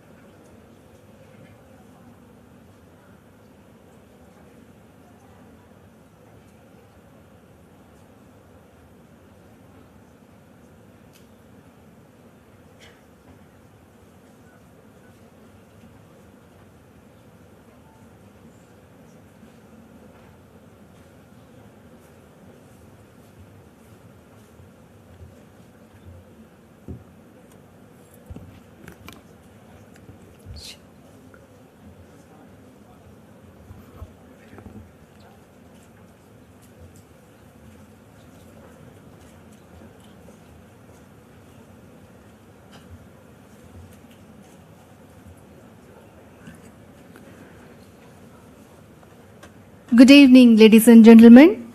We extend a hearty welcome to each and every one of you to the session, The Renewables Revolution, Powering a Better Tomorrow, as a part of the esteemed Global Investors Meet. We are thrilled to have you join us as we delve into one of the most crucial and transformative discussions of our time. It's with great pleasure and honor that we would like to invite Mr. Rajesh Lakhani IAS, Chairman and Managing Director, ThanthiTV, to deliver the opening remarks.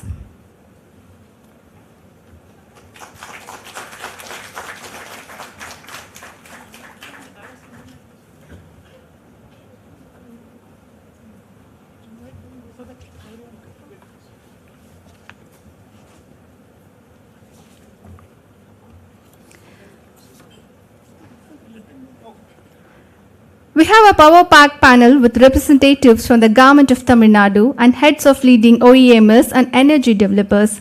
Please join me in welcoming our speakers. And first, I would like to introduce Mr. Vishal Mehta, MD and Partner, BCG, moderator of the session. Vishal Mehta is a co-member of the Strategy and Operation Practices at Boston Consulting Group. He leads the energy practice in India and BCG's work on power and utilities in India and power generation, operations work in Asia Pacific. He also leads the firm's India Climate and Sustainability team. I would like to welcome Mr. Vishal Mehta, MD and Partner, BCG, moderator of the session, onto the stage. Please welcome, sir. And next, I would like to introduce Mr. Rajesh Lakhani, IAS, CMD, ThanthiTV. Rajesh Lakhani is a 1992 batch front-runner IAS officer with an MTech from IIT Delhi, a seasoned bureaucrat who has held many key positions in the state, chief among them being as Collector of Theni, Kanyakumari, Peramballur, etc., MD of Tamil Nadu Tourism and Metro Water, Commissioner of Chennai Corporation and Chief Electoral Officer of Tamil Nadu, for which he won the Prime Minister Award for Administrative Excellence. He currently holds the position of Additional Chief Secretary, Chairman cum Managing Director, ThanthiTV, TNAD Limited and Chairman, TAN Transco, and has been a pivotal role in driving the state's transition to renewable energy sources. I would like to welcome Mr. Rajesh Lakhani, IAS, CMD, ThanthiTV, onto the stage. And next, I would like to introduce Mr. Girish Thanthi, Vice Chairman, Sisland Group. Over the past years, he has played many roles, including incubating the renewable energy business in 1995, established technology development centers in Europe and India, setting up the global supply chain, developing wind markets across India, establishing global business operations and corporate development activities. I would like to invite Mr. Girish Thanthi, Vice Chairman, Sisland Group, onto the stage. And next, I would like to introduce Mr. Peter Janek, Associate Partner, Copenhagen Infrastructure Partners. Mr. Peter Janek is an Associate Partner in CIP and has many years of top management experience in the energy sector, as well as experience in M&A, project delivery and financing, asset and fund management. I would like to welcome Mr. Peter Janek, Associate Partner, Copenhagen Infrastructure Partners, onto the stage. And next, I would like to introduce Mr. RPV Prasad, CEO, Envision India.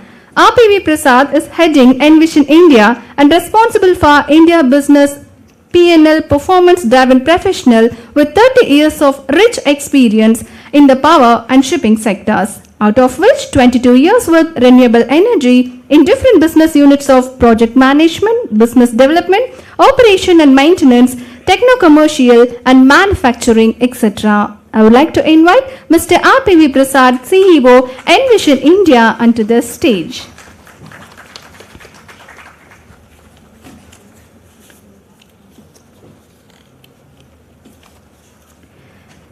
It's with great pleasure and honor that we would like to invite Mr. Rajesh Lakhani, IAS, Chairman and Managing Director, ThanthiTV, to deliver the opening remarks.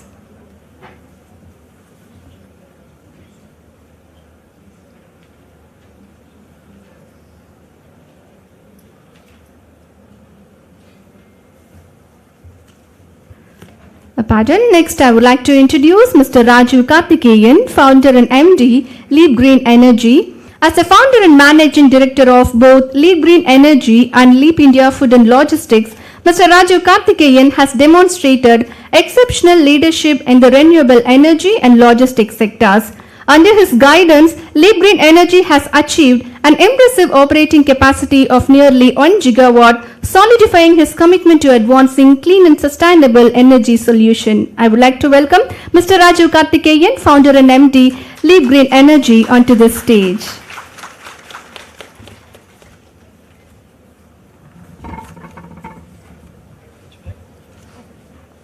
It's with great pleasure and honor that we would like to invite Mr. Rajesh Lokani, IAS, Chairman and Managing Director, ThanthiTV, to deliver the opening remarks. Finally, I get a chance to speak on mic.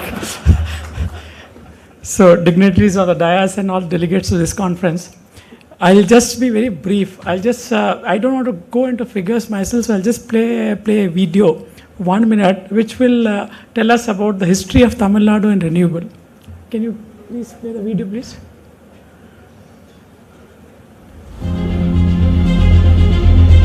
Tamil Nadu has been at the forefront of India's renewable energy transformation, presently firming its third position with 14.2% installed capacity. Tamil Nadu is the only state from Asian countries to feature in the top 10 renewable energy market, holding the 9th position in the world with reference to its installed capacity of renewable energy. Tamil Nadu has long been a dominant leader in wind energy, holding the second position and accounting for 24% of India's installed wind capacity.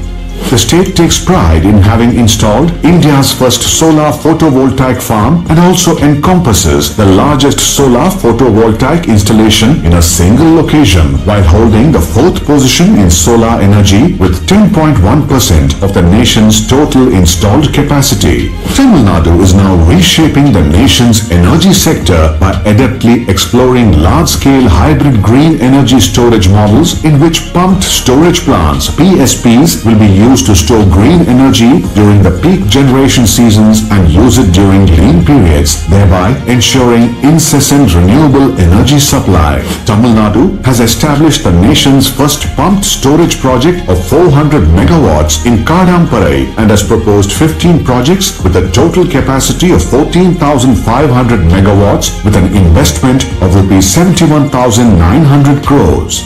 Tamil Nadu is now all set to regain its numero uno position in the wind energy sector in the country by leveraging various sector-specific initiatives, including its wind repowering policy with huge investment potential. Further to its advantageous topographical location and infrastructure facilities, Tamil Nadu boasts of the best sites for offshore wind energy generation, especially in Tuticorin and Rameswaram. With meticulous measures being initiated, the offshore wind energy initiatives are proving to be the game changer in Tamil Nadu. With an unwavering commitment to a sustainable and low-carbon future, the state government is playing the significant role in facilitating the transition of the Indian economy towards clean energy sources, with Tamil Nadu firming its position as the global green energy hub.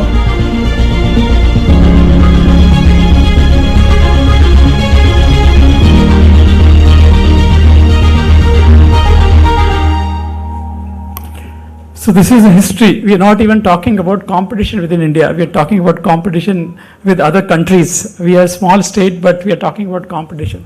This is what about the history. Now I'll just take 2-3 minutes to talk about, because we are as good as what we do next, not what we have done so far. So I'll just present. First slide, please.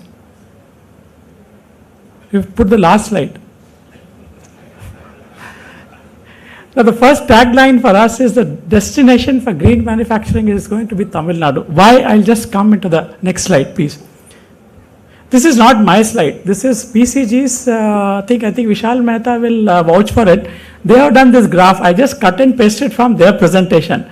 What it says is that I think in this conference and this gym, you will hear 3 words from us as well as other people. One is $1 trillion economy by 2030. Then other 2 words which I am going, 3 words which I am going to talk about is 50 gigawatt. I think you don't have to worry about anything. 100 billion units of energy. And third word is green. So all these two numbers are going to be green. That's what I'm going to talk about. Now this is what, if we have to go to $1 trillion economy, that is what our energy requirement, from 1,20,000 of present MU consumption per annum, we are going to go 2,35,000. That's not important. But where from it is coming is extremely important. 100 billion unit per annum, please understand, 100,000 million unit of energy is going to come from green sources. We are going to be the only state who is going to generate so much of green energy in coming 7 years, and we are very sure that we will reach this $1 trillion economy target. So we are going to power our US, so far we are talking about $1 trillion. We are saying that we are going to power this $1 trillion with green energy. Next slide, please. Now, this is what our green energy journey is going to be. Now, we are at present 24% of our energy target is on green energy. We are going to reach 50% by 2050. But mind it, I have taken these numbers assuming that we are going to reach $1 trillion economy. And you know, energy elasticity is very high. So energy is what is going to play a major role in reaching us this target. And numbers are not very small. This is 50 gigawatt of extra green energy alone. So in another 7 years, I think we are 24 starting. So another 7 years, we are going to put 50 gigawatt of green energy alone. And that in terms of MU, it translates to 100,000 MU. I am saying 100 billion unit. So this is the second number I am talking, 50 gigawatt, 100 million unit. I think when you go out of the room, you may not remember all those numbers, but these four numbers, $1 trillion, 50 gigawatt, 100 MU, and last word is green. So everything is going to be green, and these numbers we are going to achieve. Next, please. And this is how investment opportunity is there. This all will add up to, I think 50, because the 50 is important word, $50 billion investment. I think the PSPs, we identified 15 sites, and we are going to really soon call for bids. I think that is the highest, 14.5 gigawatt, highest number of sites in any other states. Then about this, that other source of power is going to be offshore wind, then repowering, and then we are talking about hydrogen, and then I think this one thing which I have not been, no one is talking about is Tamil Nadu is the only state with highest open access for captive users. So I think most of the industries is using open access to run their industries. What is open access means? If you put a windmill or a solar plant, your power cost is hedged for 25 years. You don't have to really worry about TANGEDCO or utilities tariff things. Your power cost is fixed for 5 years permanently. So this all sums up to another $50 billion. So I'm saying 50, 100, I'm making numbers very small. So opportunity for investment is, I think you can add up, I think it's not great mathematics, you will add up, it will add to $50 billion. Next. Now this is the last thing I'll put. If you want to manufacture and if you have commitment to green manufacturing, you have to come to us. There's no other state who can offer you certified green energy. And the cheapest available energy is in Tamil Nadu. I think industrial tariff, manufacturing tariff, you see, we are cheapest in country, and we are able to give you 100% certified green energy. Now basically the issues of traceability and all have been taken into account when we are talking about certified green energy. So please be rest assured, if you want to do green manufacturing, I think you have to, the only destination is going to be Tamil Nadu in India, or maybe in perhaps over a period of time in the world. And last slide, next slide. So that is the thing, I think most of the globe, I think 90% of world GDP countries and the businesses are committed to net zero commitment. They have already signed the pledge. So if you want to meet out your net zero commitment, you have to come to, the destination is going to be Tamil Nadu. So if you're thinking green, think Tamil Nadu, the destination for green manufacturing. Thank you very much.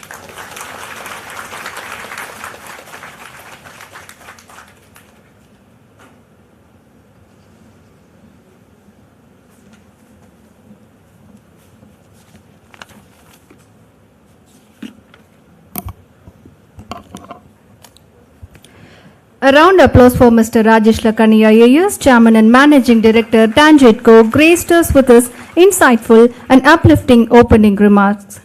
And now the panel discussion is going to start. Over to you, sir.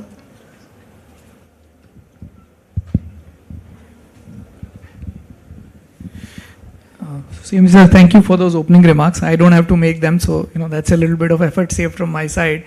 But just little bit of nuance to be added. I think all the numbers that you saw on the slides presented were actually for consumption in Tamil Nadu. And of course, as we all know, a lot of capacity is getting created in Tamil Nadu also for export from Tamil Nadu to other states and other parts of the country.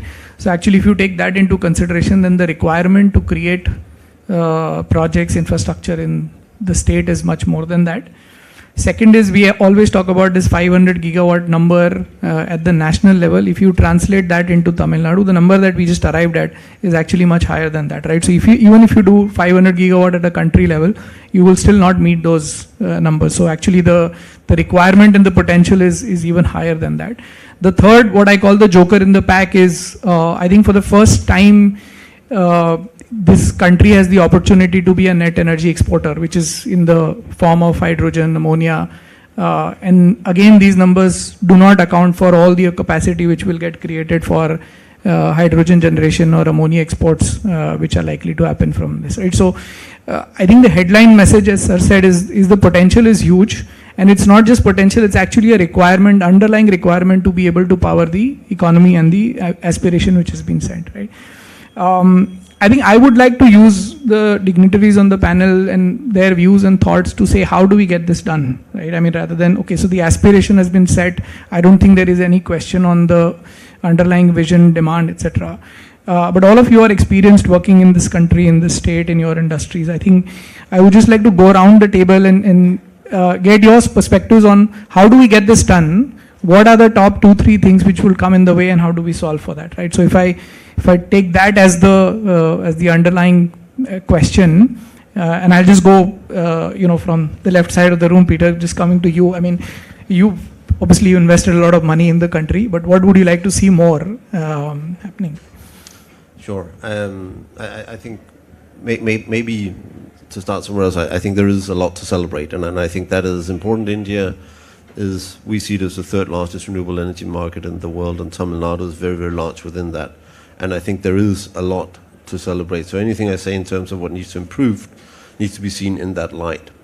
But I think when we look at it as investors coming into the Indian market and with the expectation of over the coming decade deploying billions of dollars into this sector, some of the challenges we see is the complexity of the regulation between sort of the federal, the Indian level, and the state-by-state level.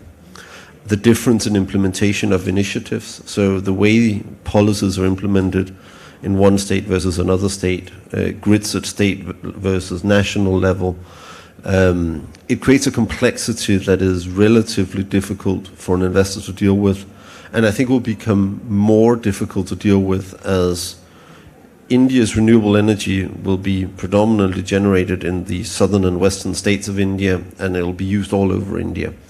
So some of those things I think play into it. I think one of the things we are seeing is that given the number of developers and project owners looking for capital, we have a sense that there's probably a little bit of capital shortage. And I think as you rightly said, Honourable Minister, it is a requirement to build the power generation capacity to drive towards that $1 trillion economy. It cannot happen if you don't install the power generation capacity. It's impossible. And I think some of those complexities, some of those sort of regulatory difficulties, clearing them up, I think would make the pace of actual build out higher. Because I think when we look at the sort of 500 gigawatt target, certainly at a national level, the current pace is not aiming to meet it. Well, the ambition is there, but the pace really needs to increase dramatically for that goal to be met. I haven't done the numbers specifically for Tamil Nadu, so I don't know whether that's the case here as well. But I think those are some of the things. And finally, I'd say sort of a very specific thing is probably a move towards more parallel permitting rather than sequential permitting. We see very often that sort of one permit needs to be had after another. So you do land, then you do one type of permit, then another type of permit, and then at the end you need a third, it could be airport clearance permit. And that sort of sequential nature of it really delays project development. and it makes it more difficult when it differs state by state. So those are some of the things I'll probably mention in terms of what we see as the key challenges to realizing the ambition. Thanthi, maybe also double click a little bit on the specific constraints on the ground that you see. Yeah. No, thank you, Vishal. I think I resonate with what Peter is saying, and I would like to begin by first congratulating Tamil Nadu. I think while at top numbers, if you see, Tamil Nadu contributes to about 5% of the emissions at a national level, but we contribute close to about 14% of renewable energy. So I think first a big round of applause. Yeah? It's a kind of a fantastic things, and I think it is a state which has been the pioneer in renewable energy. I think the journey here, even for Suzlon, started almost 3 decades back, and it has led the way for the rest of the country. So I think there's more to celebrate from that point of view. And it's heartening to know that the vision is set very clearly. I think that's the first step towards getting where we want to get to. I think now if we look, and I'll focus more on just Tamil Nadu specific, I think if we look at the next steps, we need to then first and foremost convert that 50 gigawatts into an annual plan. So we'll really need to get to that planning process of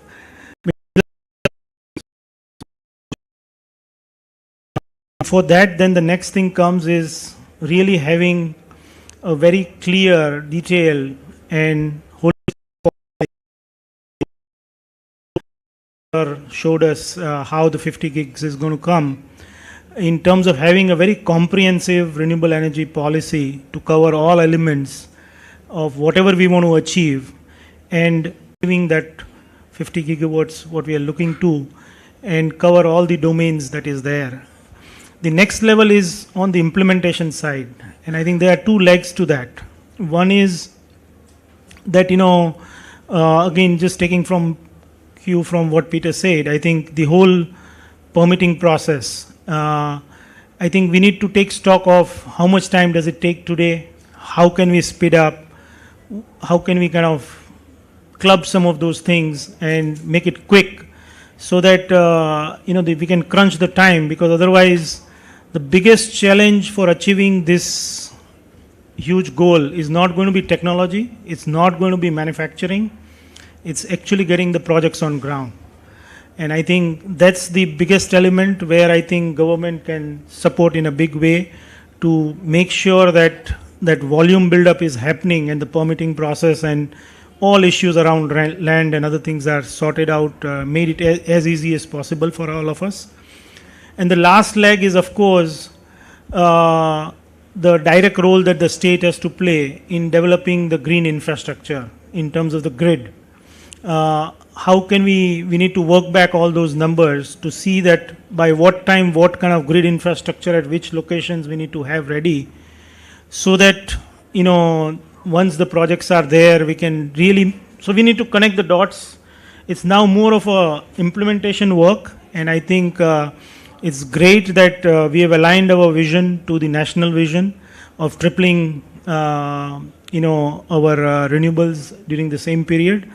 Now I think it's the action time, and I think that's the toughest in the details. So I would like to see a more concrete implementation plan, and I think the industry is fully ready. Additionally, I would also like to say that, Tamil Nadu is blessed with the excellent ecosystem.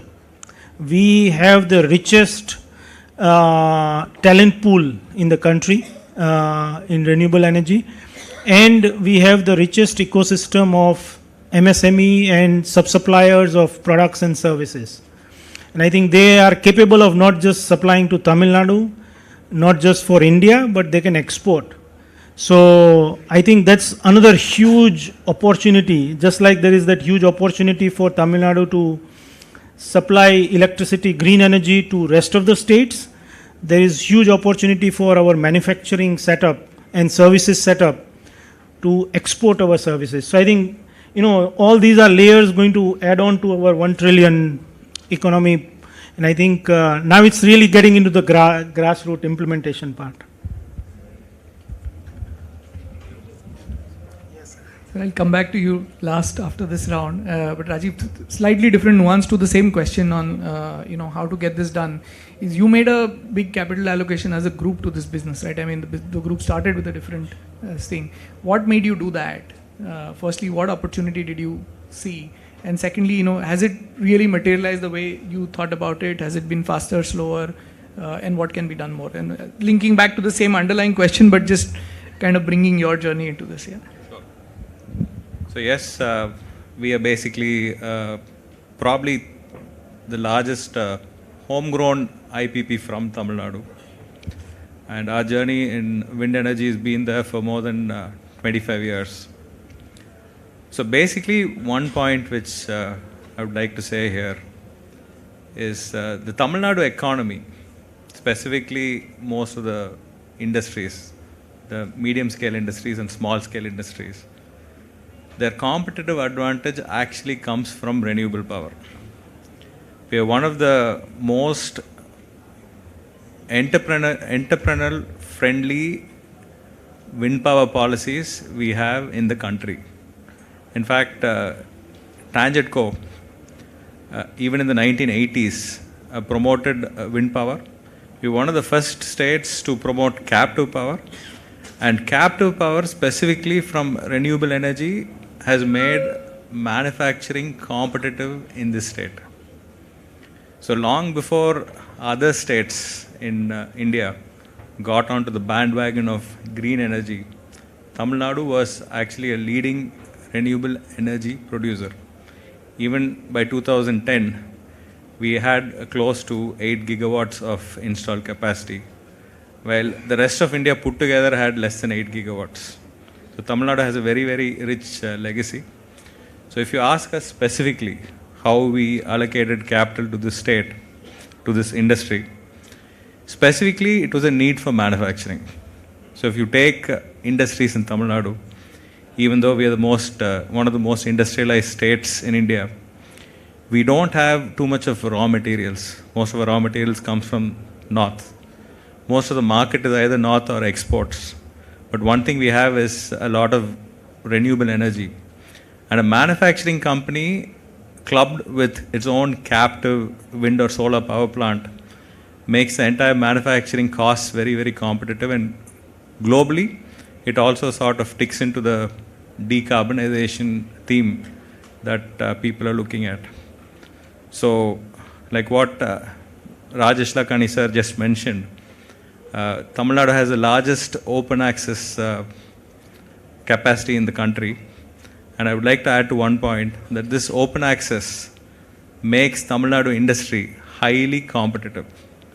This is the only way we can compete with countries like Bangladesh or China, where they might have some other subsidies which our country does not.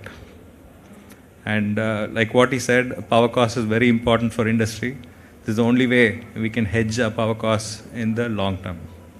So this is one of the main reasons that we had a lot of faith in renewable power, and this is how we got into allocating a lot of capital in the sector. And as a IPP, we have dealt in many states. I would still like to maintain that Tamil Nadu is one of the most entrepreneurial friendly states that we can work with. Thank you. Stu, I think you made a beautiful point. I just wanted to kind of spotlight it again. You may have the open access and captive power policy from a cost hedge perspective, but what it has led to is it's probably one of the most attractive destinations in the world if you want to decarbonize your scope 3. So if Tamil Nadu is part of your supply chain, of part of global supply chains, it gives you actually a fairly low cost lever to decarbonize supply chain. So I think as you're looking to build a more export oriented economy, I mean a large part of that $1 trillion will obviously come from exports. I think this is actually a key lever to sell to the world. One is competitiveness for yourself and the industry, but more also that it solves, it actually probably, maybe don't hold me to it, but it's probably one of the lowest cost ways of decarbonizing scope 3 as they call it, right? Yeah. And if you know, most of the European countries are introducing the carbon tax. So the carbon tax is now going to become a reality in Europe, which basically means when you start exporting manufactured stuff from India, they will start looking at how much fossil fuel went in. And the most competitive way for industries to become carbon tax friendly or decarbonize their products is through renewable power. And captive power, friendly open access makes this the best state to do manufacturing. So just coming to you, I think maybe if you can also elaborate a little bit what Mr. Thanthi said in terms of the manufacturer's readiness to be able to deliver on this target, right? Secondly, I always feel good coming to this state because I hear a lot of wind and I don't hear only solar, which is what you get to hear in most of the other places. I personally feel it's, equally, if not more important for the mix and for the overall reliability of the grid that you have, wind as well as solar, right? So maybe if you can, in the spirit of the question, what needs to be unlocked, but also, straight call out to you, are the manufacturers ready to kind of... Yeah, good evening to all of you. First of all, just echo with all the dignitaries mentioned here. And a few I want to be add upon that about Tamil Nadu. In fact, Rajesh Lekani sir mentioned everyone must come to the Tamil Nadu. But in fact, I will say everyone, all OEMs already started from Tamil Nadu. That's what majority of the OEMs started from Tamil Nadu. Not only that, lot of in this room, maybe majority of renewable professionals, I think, they started their career from the Tamil Nadu. I think that is the great will go to the Tamil Nadu. In fact, I started my journey in renewables 95, again from Tamil Nadu. Okay, so that is really that case goes to Tamil Nadu on this. And one more thing, I think Tamil Nadu is the first state, single window system. I think they had started in the entire country, first time I think, because as per my understanding, because if you see other states, a lot of different windows, we have to go to the approvals for the different areas and different. I think Tamil Nadu one, I think we can get the only single window system. No need to go to the door to door and get all the approvals. I think this is one of the big applaud to the Tamil Nadu state. Still they are doing that. Yeah. And coming to just your question on manufacturing, see, Tamil Nadu, no doubt, it's a most friendly state and easy business for any investor. What exactly need? Actually, they want the good policy, strong, robust. One is robust infrastructure is required, and second is strong policies, support required, and third is skill. Already today morning in the conference, start from the Honorable Ministers mentioned that. So any investor to start the business in any state, so of course in the business we'll calculate a lot of the what is the profit and everything, margins. Those are the byproduct actually. If all these three are there, good infrastructure and strong policy support, and third is skilled manpower is available. These three definitely with Tamil Nadu is all three are having. So with this, definitely Tamil Nadu is one of the best state to start the investment. So with that, definitely Tamil Nadu can become of course they are leading, they are going to be continue lead to the renewable market for this. Thank you. Just taking off from what you just said, coming back to Mr. Thanthi, I just want to challenge this a little bit because, let's go out of Tamil Nadu a bit and let's say national level 50.